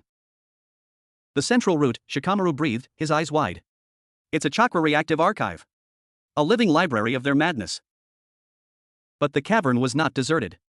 Figures moved in the shadows, dozens of them. They wore ragged, earth-toned robes, their faces hidden by hoods. They chanted in a low, guttural tongue, their hands pressed against the petrified root, feeding it chakra. And standing before the root, facing the tunnel entrance as if awaiting them, was the same cloaked figure from Konoha, flanked by two others. These new figures were different. Taller, their cloaks edged with thorn-like patterns, their presences sharp, predatory. The thorns. You came, the central figure rasped, its voice echoing in the cavern. The Revenant and her Sun King protector. You walk into the garden's heart. Arrogant. We're here to prune this particular weed, Naruto said, his voice calm but carrying immense authority. He stepped forward, sage mode still active, his presence a bastion of warm, living energy against the cavern's stagnant hate. Your cult ends today. A dry, collective laugh rose from the chanting acolytes. The lead thorn, a figure with a voice like grinding stone, spoke. You understand nothing, Uzumaki. We do not seek to end the world with the beast's rage. We seek to correct it. The Sage of Six Paths violated the natural order by dividing the ten tails. He created parasites, the tailed beasts, and then created a breed of jailers to cage them. The Uzumaki. Your bloodline is an abomination, a seal upon the world's true, purifying chaos. Every time a binder is born, the cycle is further corrupted. And you, the hood turned fully to Akari. You are the greatest corruption. A soul recycled, refusing to release its aberrant duty. You must be unmade, so the garden can grow wild once more. The ideology was insanity, but it was a coherent, fervent insanity. It gave purpose to their hatred. Akari felt the weight of their gaze, a billion years of fanatical belief aimed at erasing her, not for what she'd done, but for what she was. No one is unmaking anyone, Sakura stated, cracking her knuckles, green chakra wreathing her fists. Take the scrolls, Shikamaru said quietly to Naruto. Disrupt the root. I'll handle the acolytes. The thorns are mine, Naruto said, his gaze locked on the three leaders.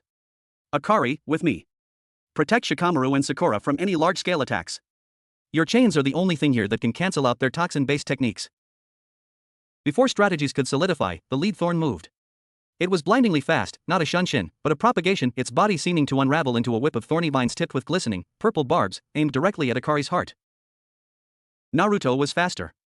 He didn't intercept. He appeared in front of the attack, a Rasengan already spinning in his hand, not blue, but a swirling, chaotic purple-black. Rasengan, magnet release. The thorn whip collided with the Rasengan and was instantly unraveled, its structure dismantled at a molecular level by the disruptive magnetic force. The thorn recoiled, its appendage severed. You've been studying, it hissed. I learned from the best, Naruto shot back, already engaging the other two thorns in a whirlwind of taijutsu and elemental attacks, drawing them away from the center. Chaos erupted. The acolytes broke their chant, launching themselves at Shikamaru and Sakura with fanatical disregard for their lives. They weren't skilled fighters, but they were numerous and used strange, spore-based jutsu that released clouds of debilitating pollen. Sakura's medical ninjutsu created a clearing wind, while Shikamaru's shadow possession technique snaked through the crowd, turning them against each other. Akari stood her ground, chains materializing around her in a defensive web. Her role was area denial. When a group of acolytes tried to flank Shikamaru, a net of chains sprang from the floor, binding them instantly.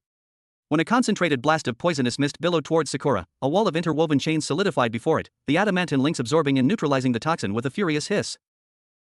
She was holding. But the pressure from the central root was immense. It pulsed, and with each pulse, the thorns seemed to grow stronger, their attacks more coordinated. It was feeding them. Shikamaru!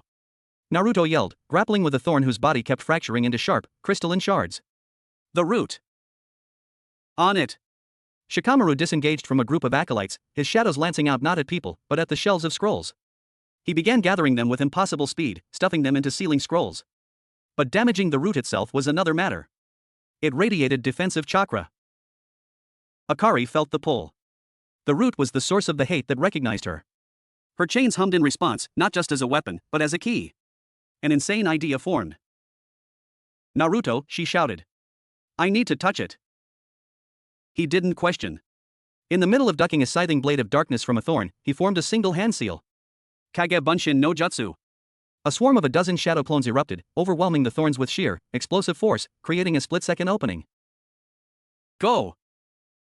Akari sprinted past the melee, chains whirling around her to deflect stray projectiles and spores.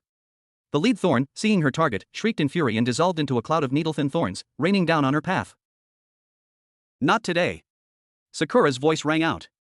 She leapt, slamming a fist into the ground. Cherry blossom clash.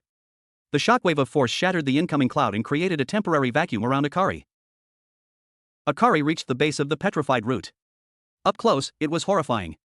It seemed to be made of compressed suffering, faces and hands pressed against its internal structure. The hate was a physical wall. It whispered to her, images of tailed beasts running free, of cities crumbling in glorious purgation, of her own chains shattering. You are the cage. Let the beasts run. Let the world be cleansed. Gritting her teeth, she ignored the psychic assault. This was not her truth. Her truth was the journal, the laughter, the sacrifice born of love. Her truth was the man fighting behind her, who believed in a world of connection, not purification. She placed both hands on the cold, pulsing surface. The reaction was instantaneous and violent. The root convulsed. Crimson light, her light erupted from the point of contact, spiderwebbing through the purple-black corruption. Her chains didn't manifest externally, they flooded into the root, traveling through its psychic pathways like a healing fever, a cleansing fire. She saw it. Not memories, but the history of the hatred. The cult's origin, a sect of philosophers who witnessed the first Hokage's capture of the tailed beasts and saw it not as an act of peace, but as a blasphemous interruption of a divine, destructive cycle. Centuries of obsession, of hunting Uzumaki stragglers, of waiting for the binder's return to finally destroy the symbol of their heresy. And she felt the root's purpose. It was a psychic anchor, a transmitter. It wasn't just a library, it was broadcasting the hate, sustaining the belief system of every gardener and thorn across the world. It was the source of their unity, their power. She couldn't destroy it with force. It was too big, too old. But she could change its song. Pouring every ounce of her will, her identity, into the chains now woven through its core, she didn't impose peace. That would be rejected. She imposed a counter-memory. She fed it the memory of Kushina's love for Minato, for Naruto. She fed it the feeling of her own chains holding back the Nine Tails not as an act of imprisonment, but as an act of protection for an innocent child. She fed it Naruto's dream of a world where beasts and humans understood each other. It was a virus of compassion injected into a system of hate. The root screamed. A soundless, psychic shriek that echoed in every mind in the cavern. The thorns staggered, their connection to their power source suddenly chaotic, filled with foreign, beautiful, painful images of love and sacrifice. The acolytes dropped to their knees, clutching their heads, their chanting turning into confused sobs. The lead thorn stared at its hands, as if seeing them for the first time. What have you done? I showed you the weed you've been trying to kill, Akari said, her voice trembling with effort, her hands still fused to the root by beams of crimson light. It's called love. And it's a lot tougher than you think. With a final, grating sigh, the root's purple-black glow flickered and died, replaced by a soft, internal crimson luminescence that pulsed gently, harmlessly. The psychic pressure vanished, leaving only the smell of old paper and damp earth. The fight was over. The thorn's will was broken with their faith. The acolytes were docile, lost. Naruto dismissed his clones and walked to Akari's side. She sagged, exhausted, and he was there, an arm around her shoulders to steady her. He looked at the transformed root, then at her, his eyes in sage mode holding a depth of understanding that went beyond words. You didn't destroy it, he murmured. I repurposed it, she breathed, leaning into his support. It's an archive of hatred. Now it's an archive of what overcame it. Shikamaru finished sealing the last of the physical scrolls. The cult is decapitated. Without this root broadcasting their dogma, their cells will wither into isolated fanatics. We can mop them up. He looked at the pacified thorns. What do we do with them? Naruto's gaze was firm. We take them in. They're victims of a poison ideology. Maybe, without the hate feeding them, they can be rehabilitated. It's the Konoha way. It was mercy born of unimaginable strength. Akari saw it then, the core of the man. He didn't just defeat enemies, he sought to heal the wounds that created them.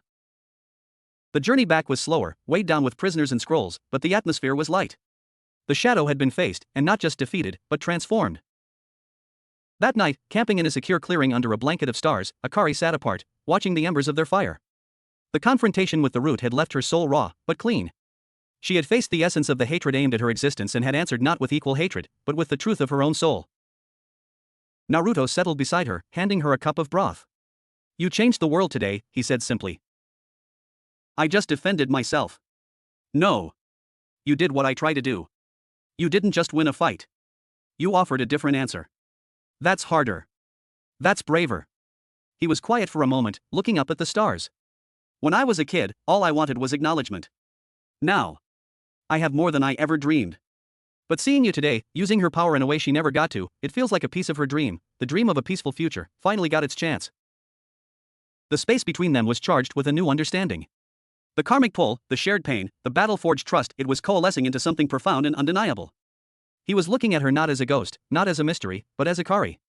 A woman of formidable will, of deep compassion, who stood beside him as an equal. Naruto, she began, her heart pounding, this connection between us is ours, he finished for her, his voice sure. Whatever it started as, it's ours now to define. And I know what I feel. He turned to face her fully, the firelight dancing in his blue eyes.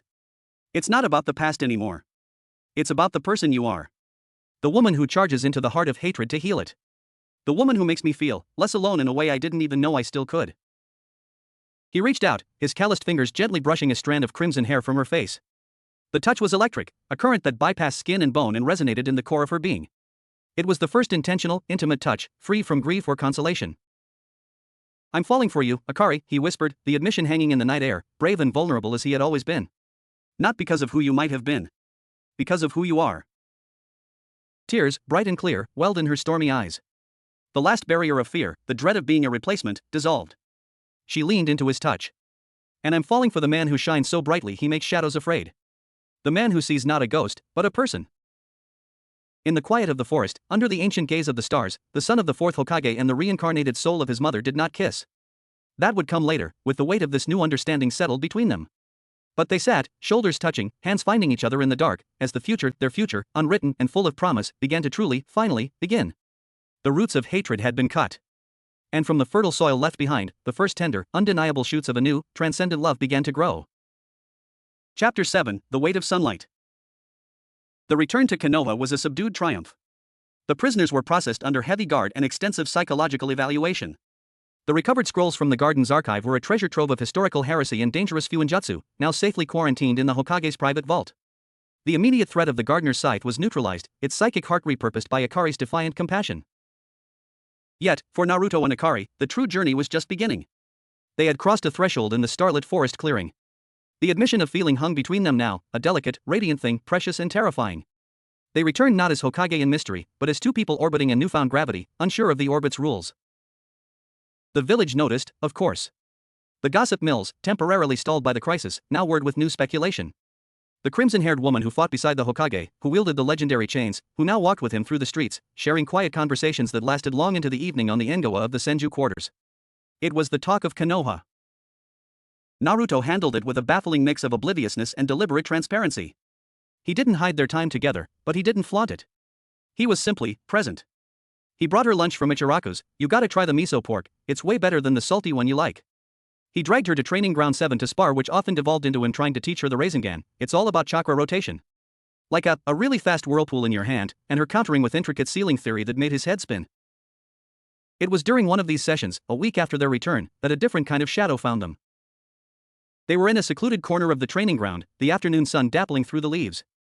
Akari had managed to create a stable, shimmering sphere of chakra in her palm, not a Rasengan, but a dense, controlled orb of Uzumaki-style chakra, useful for powering complex seals. See? I told you you could do it. Naruto cheered, his grin wide and bright. She laughed, letting the orb dissipate. It's not a legendary technique of the fourth Hokage. Nah, it's better. It's yours. His smile softened, his eyes holding hers. The air between them grew warm, charged with the unspoken intimacy of the past days. A polite cough shattered the moment. Standing at the edge of the clearing was Hinata Hyuga. She was as serene and beautiful as ever, her lavender eyes calm, her posture perfect. She held a small basket. Naruto-kun. Akari-san. I hope I'm not interrupting. Naruto's expression shifted through a kaleidoscope of emotions, surprise, warmth, a flicker of profound, complicated guilt, and then settled into a determined openness. Hinata. No, not at all. What's up? Akari's heart plummeted into her stomach. This was the reality she had been quietly, selfishly pushing aside. Hinata. Naruto's wife. The mother of his children. The woman who loved him with a quiet, steadfast devotion that was legend in itself. The weight of her own burgeoning feelings suddenly felt like a theft. I made too much Anmitsu, Hinata said, her voice gentle. I thought you might like some. Training is hard work. She approached, setting the basket down. Her eyes, when they met Akari's, were not hostile. They were deeply observant, seeing everything with the clarity of the Byakugan. It's good to see you looking well, Akari-san. The village is grateful for what you did. The kindness was a knife. Thank you, Lady Hinata, Akari managed, her voice tight. Just Hinata, please. She turned to Naruto. Boruto and Himawari are at the compound with father. They'd love to see you for dinner, if you're free. There was no accusation in her tone. Only an invitation. And in that simple, domestic offer, the entire architecture of Naruto's life, the life Akari was not part of, stood before her, solid and real. Naruto looked pained.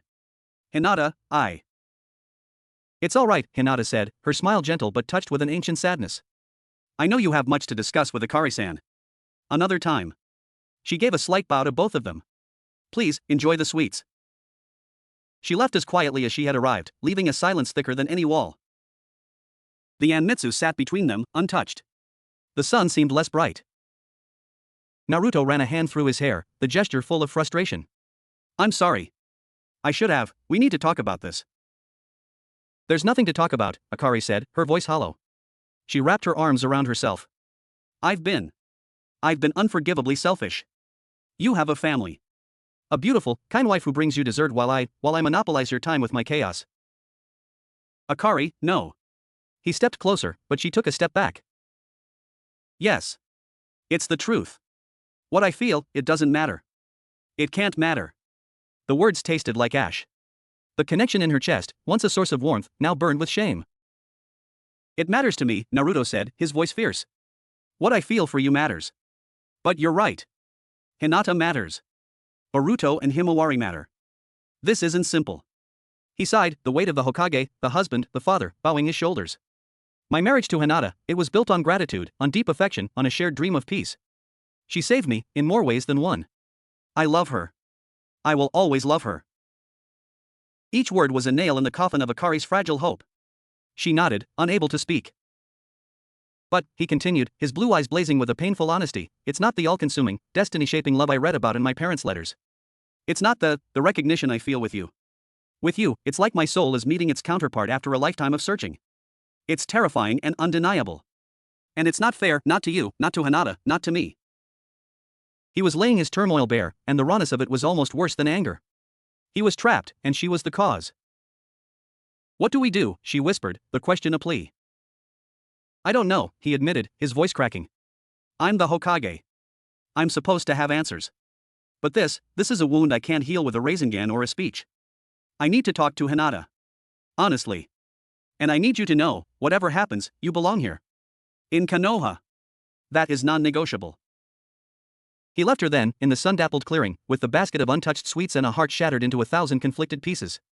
The loneliness returned, not as an old friend, but as a cruel punishment for daring to want sunlight. The next few days were an agony of absence. Naruto did not visit the Senju quarters. Akari confined herself there, the walls that once felt like a sanctuary now a gilded cage. She wandered the rooms, the ghost of his laughter echoing in the silence. She picked up the journal of Kushina, but even those vibrant words felt like a condemnation. She had loved completely, without complication, unto death. What was Akari's love but a source of painful complexity? On the third day, there was a knock. It wasn't Naruto's energetic rap. It was softer. Akari opened the door to find Hinata. "May I come in?" she asked, her expression unreadably calm. Dread pooling in her gut, Akari stepped aside. Hinata entered, moving to sit at the low table in the main room with a natural grace. Akari followed, sitting across from her, feeling like a defendant before a merciful judge. "I have spoken with Naruto-kun," Hinata began, her hands folded in her lap. At length. And with much silence in between. Akari said nothing. She had no right to words. He told me of your connection. Of the chains. Of the resonance. Hinata's Byakugan veins didn't activate, but Akari felt seen down to her soul regardless. I have always known Naruto-kun carries a loneliness that even his family cannot fully touch. A loneliness born from being alone at the very beginning. I thought my love could fill it. And it did, for a time. For a wonderful, precious time. She looked down at her hands. But some voids are shaped for specific keys. I see now that his void, it is shaped like the love of a mother he never knew, and the fierce, protective spirit that love came from. It is shaped like you, Akari-san. Tears spilled silently down Akari's cheeks. I never meant to cause pain. I would leave. Today. I will vanish. That would cause him a different, deeper pain, Hinata said, her own eyes glistening now. And it would be a betrayal of the extraordinary person you are. What you did for this village, for him, you faced a hatred meant for you and answered with compassion. You are not a homewrecker. You are a force of destiny that arrived late. The understanding in Hinata's voice was so vast it was humbling. How can you be so calm? Akari choked out. How can you sit here and not hate me? A sad, beautiful smile touched Hinata's lips. Because I love him. Truly. And true love, it wants the beloved's happiness above all else, even if that happiness does not include you. She took a steadying breath. Our marriage has been a partnership of deep affection and mutual respect. It has given us 2 beautiful children who are our world. But the romantic flame, it has been a steady, warm ember for years. What burns between you and him is a wildfire. I cannot, and will not, stand in front of it and demand it be an ember again. Akari was stunned into silence. The selflessness was saintly, and utterly devastating. We have decided, Hinata continued, her voice firming with resolve, to separate. It will be amicable. We will always be a family for Boruto and Himawari. We will co-parent with love. But he will move out of the Hyuga compound. And he will be free to follow his heart. No, Akari whispered, shaking her head. You can't, because of me. Not because of you, Hinata corrected gently. Because of the truth. A truth that you brought to the surface. A truth that, in its own painful way, is a gift. It allows us all to stop pretending a piece isn't missing. She stood. He will come to see you soon. He is struggling. He feels he is failing everyone. He needs your strength, Akari-san. The strength that held back the Nine Tails and purified a root of hatred. He needs you to be his anchor in this storm, as I once was in a different one. She walked to the door, then paused. Love him well. He is the sun of this village. But even the sun needs a place to rest its light at the end of the day. I believe you are that place. And with that, Hinata Hyuga, the quiet heiress who had loved Naruto Uzumaki with every fiber of her being, left to make space for a love she could not give him. Her dignity was a monument that left Akari breathless with a grief that was not her own, yet now forever part of her. Naruto came that night. He looked exhausted, shadows under his eyes, his usual vibrant energy dimmed. He stood on Arangawa, looking at the koi pond, his back to her. Hinata told you, he said, his voice rough. Yes. I feel like the worst man in the world, he confessed, his shoulders slumping. I've broken the heart of the kindest person I've ever known. I've uprooted my children's lives. Akari walked to stand beside him, not touching him. She gave you a gift of incredible grace. The least we can do is not squander it with guilt. He turned to her then, his eyes ravaged. I love them. I will always love them. I know. And that's why you're a good man. A selfish man wouldn't care. She finally reached out, taking his hand. It was cold. You're not selfish, Naruto. You're trying to be honest in a situation where there are no painless answers. We will move forward with that honesty. And we will make sure Boruto and Himawari never, for a second, doubt their father's love. He gripped her hand like a lifeline, his other hand coming up to cover his face as a sob finally broke free. It was the sound of a man bearing the weight of a village, of a legacy, and now, the collateral damage of his own heart's truth. Akari moved then, wrapping her arms around him, pulling his head to her shoulder. He clung to her, the mighty Hokage trembling in her embrace, his tears soaking into her shirt. She held him, this man of sunlight, as he weathered the tempest of his own choices. She held him not as Kushina would have, but as Akari did, as a woman who loved him, who understood the weight of legacy and the cost of living an authentic life. In that moment, on the quiet Angoa, the romance truly began. Not with a kiss of passion, but with an embrace of shared, devastating responsibility. It was a love that was born not in a starry forest, but in the painful, honest wreckage of a previous life, promising to build something new, beautiful, and true from the pieces. They stood there for a long time, the moon their only witness, as the sun finally allowed itself to be held, to rest, and to begin healing. Chapter 8, The Council of Ghosts and Living Hearts. The fallout was both more contained and more profound than Akari had feared. Naruto and Hinata's separation was handled with a dignity that spoke volumes of their mutual respect. There was no public scandal, no angry outbursts. A simple, somber announcement from the Hokage's office, emphasizing continued partnership for the village and unwavering commitment to their children. Konoha, a village built on shinobi loyalty and strange destinies, absorbed the news with a collective, understanding sigh. The whispers didn't cease, but they softened, tinged with a strange sympathy for the impossible situation. Naruto moved into a modest apartment near the Hokage Tower, a temporary space that felt achingly empty. Akari remained in the Senju quarters, the distance between them a necessary, painful gulf as they navigated the new terrain. They saw each other daily, but their interactions were charged with a new gravity. The easy camaraderie was tempered by the shadow of Hinata's sacrifice and the wide, confused eyes of Boruto and Himawari. It was Himawari who sought Akari out first. The young girl appeared at the garden gate of the Senju quarters one afternoon, holding a small paper bag. Her dark hair was neatly braided, her Byakugan eyes, so like her mother's, were serious. "Akari-san," she asked, her voice small. Akari's heart clenched. "Himawari-chan. Please, come in." The girl entered but remained standing, formal. "I made cookies with Mama. We made too many." She held out the bag. It was a peace offering, a replication of Hinata's earlier gesture with the Anmitsu, and it nearly broke Akari. "Thank you," Akari said, accepting it with reverent hands. "Would you like to share some with me? I have tea." Himawari nodded, sitting stiffly on the Engoa. They sat in silence for a minute, the unspoken looming large. "Papa talks about you," Himawari finally said, not looking at her. "He says you're very brave. That you have special chains that can hold monsters." "He's too kind," Akari murmured. "Mama says you make him less lonely." This was said with a child's piercing clarity. "She says a part of Papa's heart was always waiting for someone, and it found you." The tears Akari had been holding back threatened to spill. "Your mother is the kindest person in the world." "I know," Himawari said, finally meeting her eyes. There was no accusation there, only a deep, thoughtful sadness. "I miss when we were all in the same house. But Papa smiles a different way when he talks about training with you. A lighter way. I like that smile." The simple, devastating wisdom of the child filled the space between them. It was forgiveness, not granted, but observed as a natural consequence of love's complex math. "I would never, ever try to take your papa from you," Akari said, her voice thick with emotion. "Or from your brother. Or from your mama.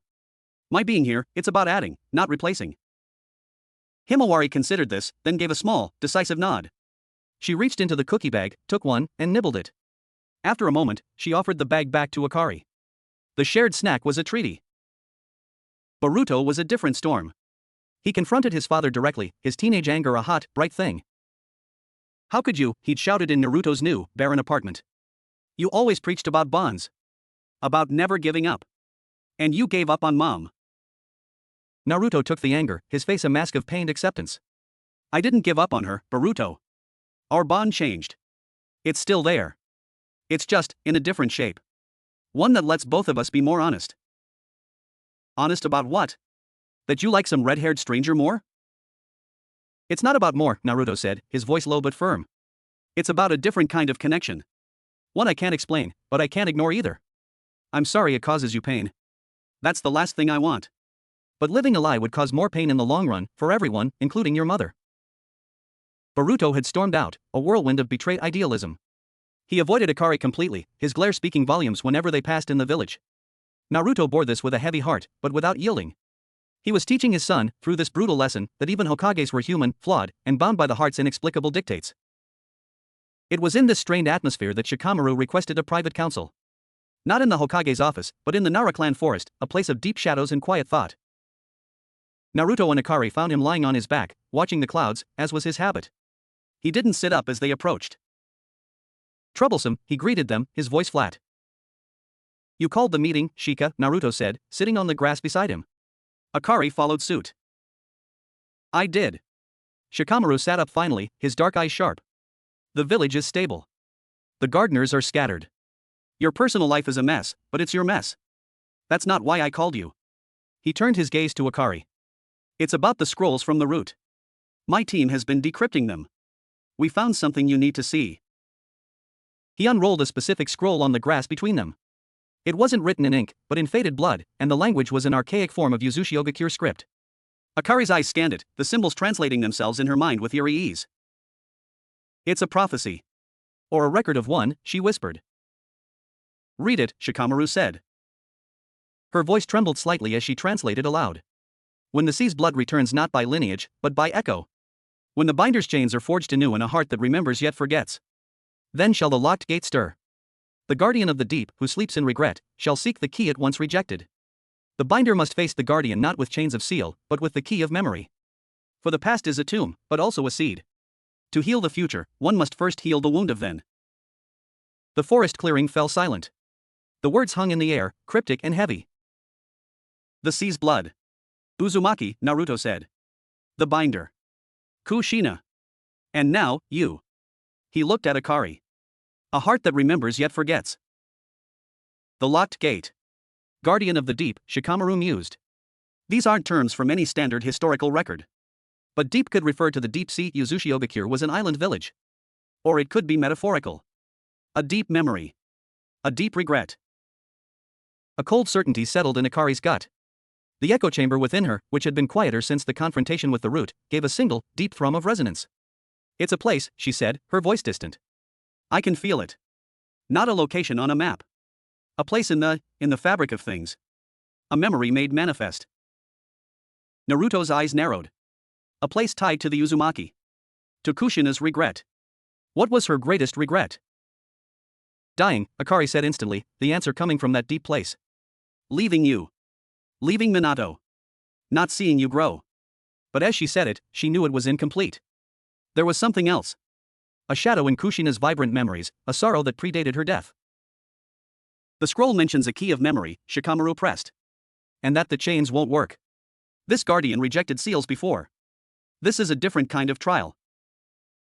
Akari closed her eyes, reaching into the echo chamber, not for whispers, but for the shape of the silence. What was the unspoken grief in Kushina's heart? She saw flashes, the lonely girl from Uzushiogakure, arriving in Konoha. The pride in her clan. Then, later, a deeper, more private sorrow. A conversation with Minato, late at night, his face drawn. Her hand on her stomach, not yet pregnant, her expression one of profound, aching loss for something that hadn't happened yet. And then she understood. It's not just her regret, Akari breathed, her eyes flying open. It's the regret of her people. The fall of Uzushiogakure. She was one of the last. She carried the guilt of survival, the grief of a whole murdered clan. She loved Konoha, but a part of her heart was always a tomb for her lost home. She looked at Naruto, her stormy eyes wide. The guardian of the deep, it's not a monster. It's the memory of Uzushiogakure. Its collective pain, its regret for falling, for leaving its children scattered. It's a ghost of a nation. And it sees me, a soul that belonged to it, returned as a key. Or a lock.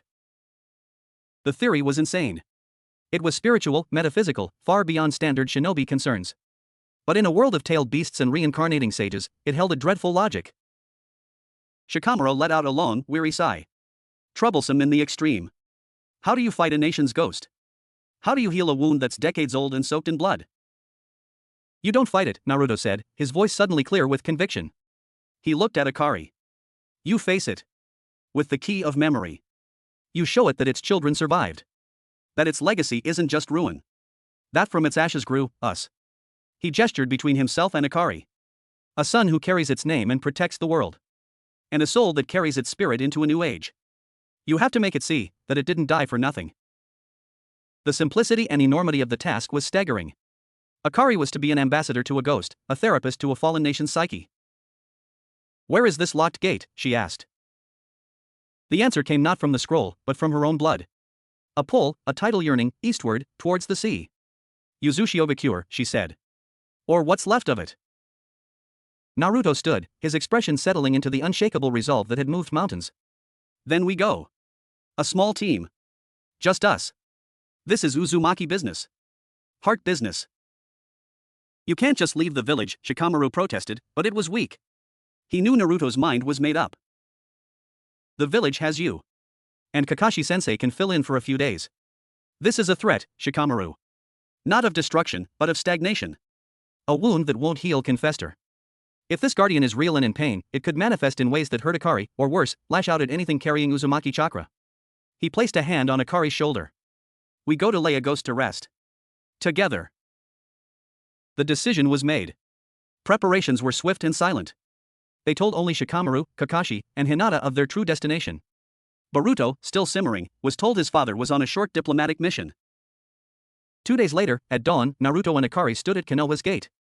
He wore his standard gear, she a practical travel outfit, the lock of crimson hair secure on her wrist. They carried minimal supplies. This was not a mission for shinobi tools, but for the tools of the soul. Hinata was there to see them off, Boruto and Himawari beside her. Himawari ran forward and hugged Naruto tightly, then, after a moment's hesitation, hugged Akari as well. "Come back safe," she whispered. Boruto stared at the ground, then muttered, "Yeah. Don't be an idiot, old man." It was progress.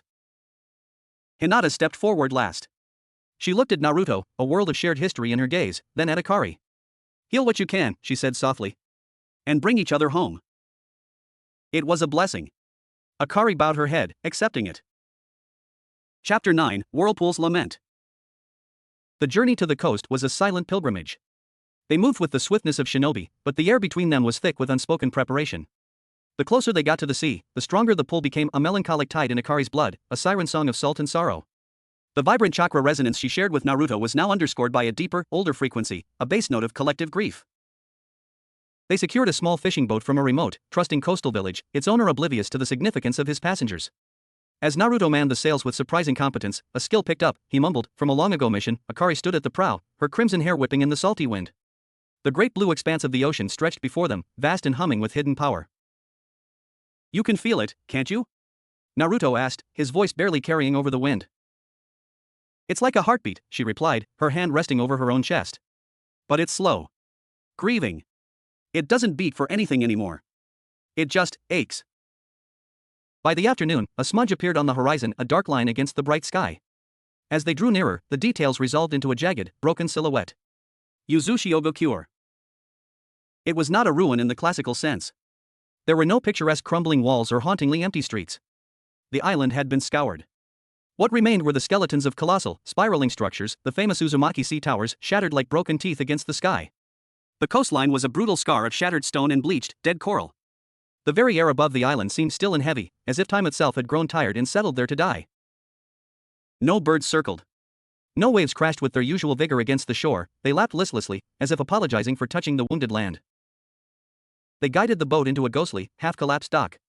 The silence was absolute, oppressive. Stepping onto the stone felt like stepping onto a grave.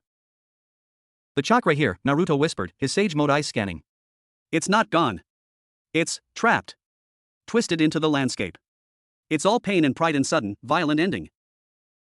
Akari could feel it seeping into her bones. The echo chamber in her soul was no longer a chamber, it was an amphitheater, and every seat was filled with a silent, watching presence. The memories were not personal now, but ancestral. She saw flashes of vibrant markets in the spiral towers, of children with red hair laughing on sun-drenched beaches, of complex fuinjutsu rituals that bent the tides to their will. Then, the screams. The fire. The overwhelming sense of betrayal, of being hunted for the power they held. "This way," she murmured, not with her eyes, but with her spirit. She moved inland, Naruto a silent, protective shadow at her side. They passed through the corpse of a city. Buildings were not just destroyed, they were unmade, as if the very concept of building had been attacked. This was the work of not just war, but of a specific, vindictive hatred, the same hatred that fueled the gardeners, but here it had achieved its ultimate, physical expression. At the center of the island, where the land rose to a high point, stood the base of the greatest sea tower. It was wider than the others, its base a platform of intricate stonework now cracked and choked with hardy, gray weeds. In the center of the platform was a circular depression, like a dry fountain or a sealed well. And around its rim, ancient, rusted chains lay broken. This was the place. The locked gate. Not a physical door, but a focal point. The heart of Yuzushiyogakure's defensive and spiritual nexus. Now, its heart was a wound. As Akari stepped onto the platform, the air crystallized. The mournful atmosphere coalesced into a tangible pressure. From the dry well, a mist began to rise, not white, but a deep, bruised purple shot through with flashes of crimson like dying embers. It swirled, gaining density and form. It did not become a monster. It became a presence. A silhouette of a tall, regal figure, featureless but radiating an age-old, weary authority. Around it, smaller, fragmented shapes flickered, the ghosts of Yuzushiyogakure's people. A silent, judging council. Who comes to the tomb of the drowned? The voice was not a sound, but a vibration in the chakra, in the stone, in Akari's very teeth. It was the voice of the island itself. The Guardian. Naruto stepped forward, but Akari held out a hand, stopping him. This was her trial. I am Akari, she said, her own voice sounding small against the psychic weight. A soul born from your blood, returned. A soul that fled. That found shelter in the leaf while the whirlpool stilled. The accusation was cold, not angry, but deeply disappointed. You wear our chains. You carry the binder's will. Yet you come bearing the mark of the leaf's sun. The misty gaze seemed to fall on Naruto, on the Konoha forehead protector he wore. The leaf gave me shelter when my home could not, Akari said, the words coming not from her mind, but from the well of Kushina's memory within her. It gave me love. A family. A purpose beyond survival. And in giving, it took. It took our daughter. It consumed her in its wars. Her chains, meant to guard our secrets, used to cage a beast for its protection. Her life, cut short for its future. The grief here was personal, paternal. This was the regret, not just the fall of the clan, but the fate of Kushina. The sense that in sending her to Konoha for safety, they had delivered her into a different kind of doom. She chose that doom. Akari's voice broke, tears streaming down her face, carrying the dual sorrow of Akari and the echo of Kushina. She chose to protect her son. She chose to love so deeply that her death was a seal of that love. You speak of chains as cages, but her chains were an embrace. They held back the end of the world for the sake of a newborn child. Is that not the ultimate expression of our will? The will to protect what is precious, even at the cost of ourselves. The misty figure wavered. The fragmented ghosts murmured, a sound like waves on distant rocks. We protected nothing. Our island fell. Our children scattered. Our legacy is dust and broken seals. No. The shout came from Naruto. He could stay silent no longer. He walked to stand beside Akari, his own chakra flaring, not in aggression, but in testament. A warm, brilliant gold against the cold purple and crimson. My name is Naruto Uzumaki. His voice rang out, clear and strong, defying the haunted silence. Son of Kushina Uzumaki. Grandson of this bloodline. I carry your name. I bear the burden and the blessing of the nine tails that her chains held. And I used that burden to save the entire world. Not just Konoha. The whole world. He pointed a finger at the Guardian. You look at Akari and see a ghost. You look at me and see the enemy's symbol. You see failure. But you're blind. Look harder. He slammed his palm onto the stone platform. A complex seal and Uzumaki spiral flared to life beneath his hand, drawn with instinctive skill. You see dust? I see knowledge that saved my life 100 times. You see broken seals? I see the foundation of the jutsu that ended a god. You see a scattered clan? You see us. He gestured between himself and Akari. We are your legacy. Not a tomb, but a seed. Kushina's sacrifice wasn't a waste, it was the soil that grew me. And Akari's return isn't an echo of failure, it's proof that your spirit is so strong, so resilient, it can defy death itself to find its way home. His words, raw and passionate, hung in the air. The Guardian's form was utterly still. Akari felt the truth of it, the rightness, flow through her. She reached out, not with chains, but with her hand, towards the mist. You grieve for what was lost. That grief is your chain. It binds you here, to this pain. Let us show you what was found. She closed her eyes and opened the echo chamber completely. But she did not feed it memories of death. She fed it the journal's laughter. She fed it Minato's loving gaze. She fed it the feel of a baby's hand in hers. She fed it Naruto's bright, stubborn grin as a child, his hard-won wisdom as a man. She fed it the feeling of her own chains, not holding a beast at bay, but holding a market wall from falling on civilians. She fed it the taste of ramen, the sound of Konoha's bustle, the quiet strength of Hinata's blessing. She fed it life. Persistent, messy, loving, continuing life. And from Naruto, a different flow joined hers. He projected his own memories, the third Hokage's quiet care, Iraka's first acceptance, the solidarity of Team 7, the love of his own children, the unwavering trust of the village. And underpinning it all, a constant, glowing thread, the love for the red-haired mother he never met, a love that shaped his entire being. Two streams of memory, one from a reincarnated past, one from a lived present, both born from Yuzushiogakure, merged and flowed into the Guardian. The purple mist began to glow, infused with the gold and crimson light. The fragmented ghosts drew closer, their forms softening, losing their jagged edges of pain. The psychic weight in the air didn't vanish, it transmuted. From crushing grief to solemn, bittersweet acceptance. The central figure, the Guardian, slowly knelt on one knee, its form solidifying for a moment into the image of an elderly Uzumaki man with kind, tired eyes and long crimson hair. He looked at Akari, then at Naruto, and a sad, proud smile touched his spectral lips. You have beared the weight with honor. You have watered the seed with tears of love, not of regret. The whirlpool may be still, but its current flows on in you. The gate is open. He raised a hand, not in farewell, but in blessing. Then he, and all the gathered ghosts, dissolved not into mist, but into thousands of points of soft, silver light. They rose like a reverse rain, shimmering into the still sky above the ruined island. As they faded, a final, collective whisper brushed against their souls, not of lament, but of release of be well, our children. Be strong. We are at peace. The oppressive silence was gone. The air felt clean, scoured by that final release. The ocean waves began to crash against the shore with their full, natural vigor once more. A seabird's cry echoed in the distance. The locked gate was no longer locked. The wound was not erased, the scars of the island remained, but it was no longer bleeding anguish into the world. Exhausted, emotionally spent, Akari swayed on her feet. Naruto caught her, pulling her against him. They stood there in the center of the ancient platform, holding each other up as the last of the silver light faded into the twilight. You did it, he whispered into her hair, his voice thick with emotion. You healed them. We did, she corrected, her face buried in his chest, listening to the strong, steady beat of his heart, a heart that was, itself, a miracle of Yuzushiogakures legacy. The journey back to the boat was made in a daze of profound exhaustion and deep, quiet triumph. They had not fought a battle, they had conducted a funeral and a baptism simultaneously. They had laid a nation's ghost to rest and reaffirmed its living legacy. As they set sail back towards the mainland, the setting sun painted the ruins of Yuzushiogakure in hues of orange and gold, making the broken towers look not like tombstones, but like ancient, dignified monuments. The whirlpool emblem, carved into surviving stone, seemed to glow softly in the dying light. Akari looked back until the island was a dark smudge on the horizon. The pull in her blood was gone. In its place was a quiet, sure knowledge. She was not a revenant, not a ghost. She was a bridge. A living bridge between a glorious, tragic past and a hopeful, complicated present. She felt Naruto's hand find hers on the tiller. His grip was firm, warm, real. He didn't speak. He just held her hand, his thumb stroking her knuckles, as the boat carried them home under a sky full of emerging stars. The past was finally, truly, at peace. And for the first time, with the weight of a nation's regret lifted from her soul, Akari felt the future open before her, wide and bright and entirely her own to share with the man whose sunlight had helped her heal the deepest wound of all. Chapter 10, The Unwritten Seal. The return to Konoha was a quiet homecoming. The village, in its perpetual state of bustling life, seemed to hum with a different frequency to Akari now. The haunting bass note of Yuzushiogakures' lament was gone from her blood, replaced by the vibrant, complex symphony of the living. She was no longer a guest in the Senju quarters, it had become her home. The space held the echoes of their shared journey, the scent of his chakra lingering like sunlight in the wood. Naruto, too, seemed changed. The profound guilt that had hunched his shoulders after the separation from Hinata had not vanished, but it had been integrated, accepted as part of the new landscape of his life.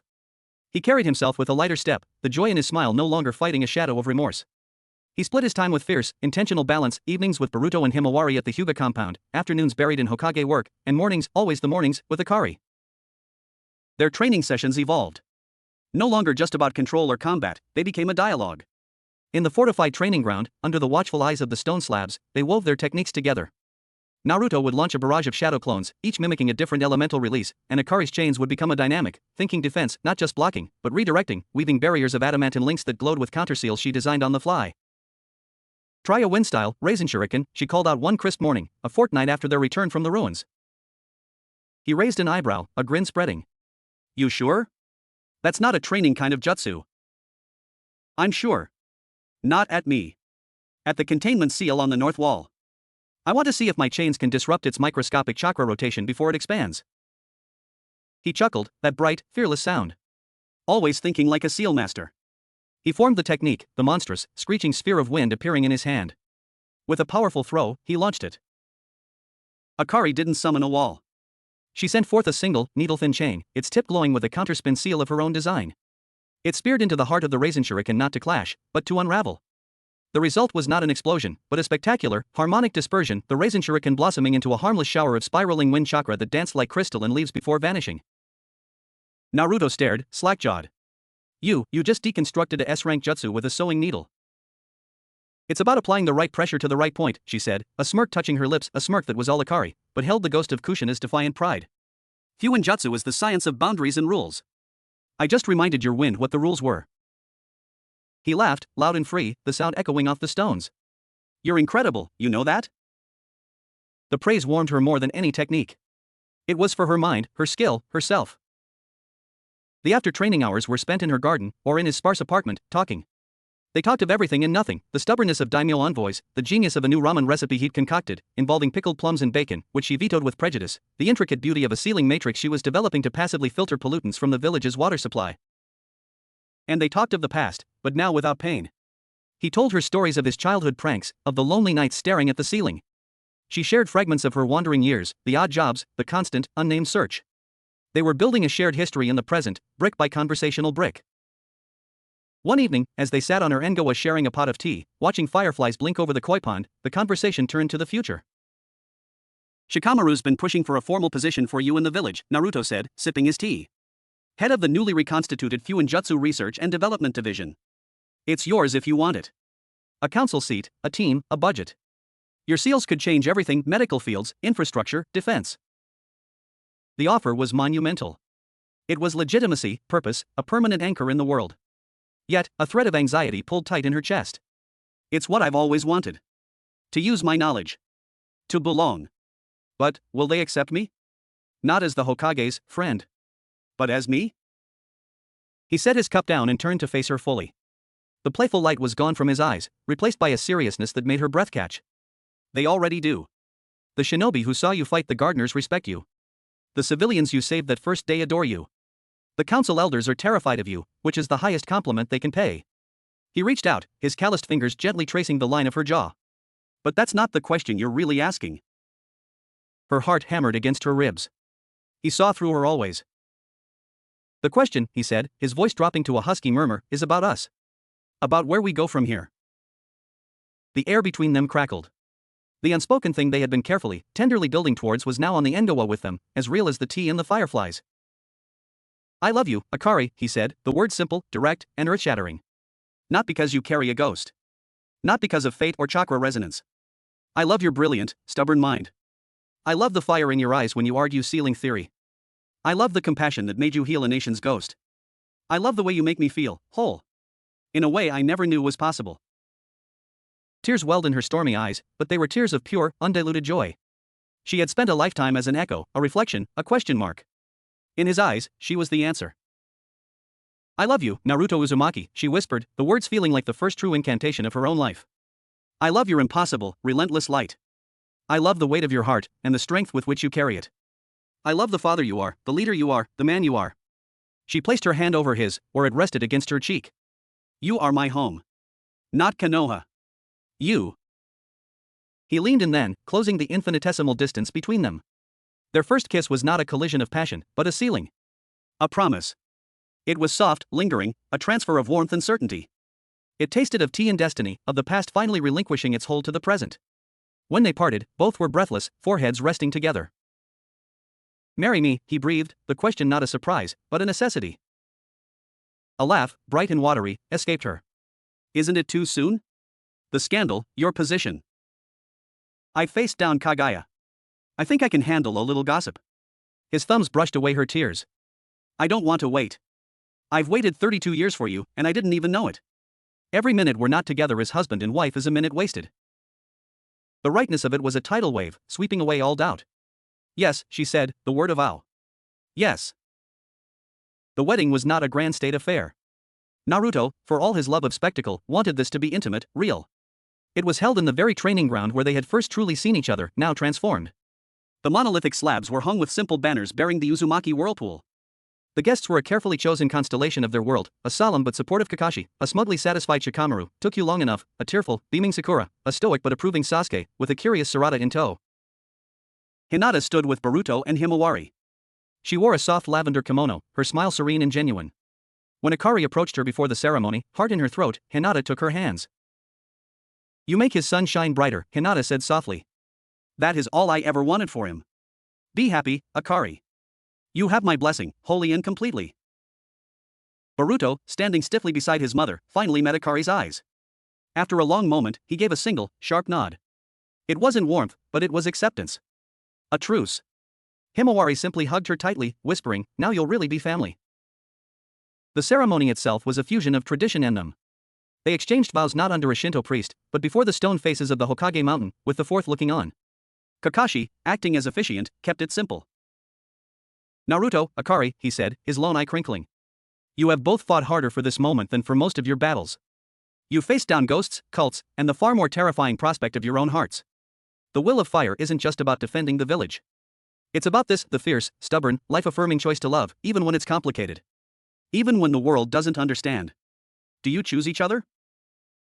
"I do," they said in unison, their voices firm. "Then by the authority vested in me by the world you saved, and more importantly, by the obvious fact that you're meant to be," Kakashi said, "I pronounce you husband and wife." "You may seal the deal." Naruto didn't need telling twice.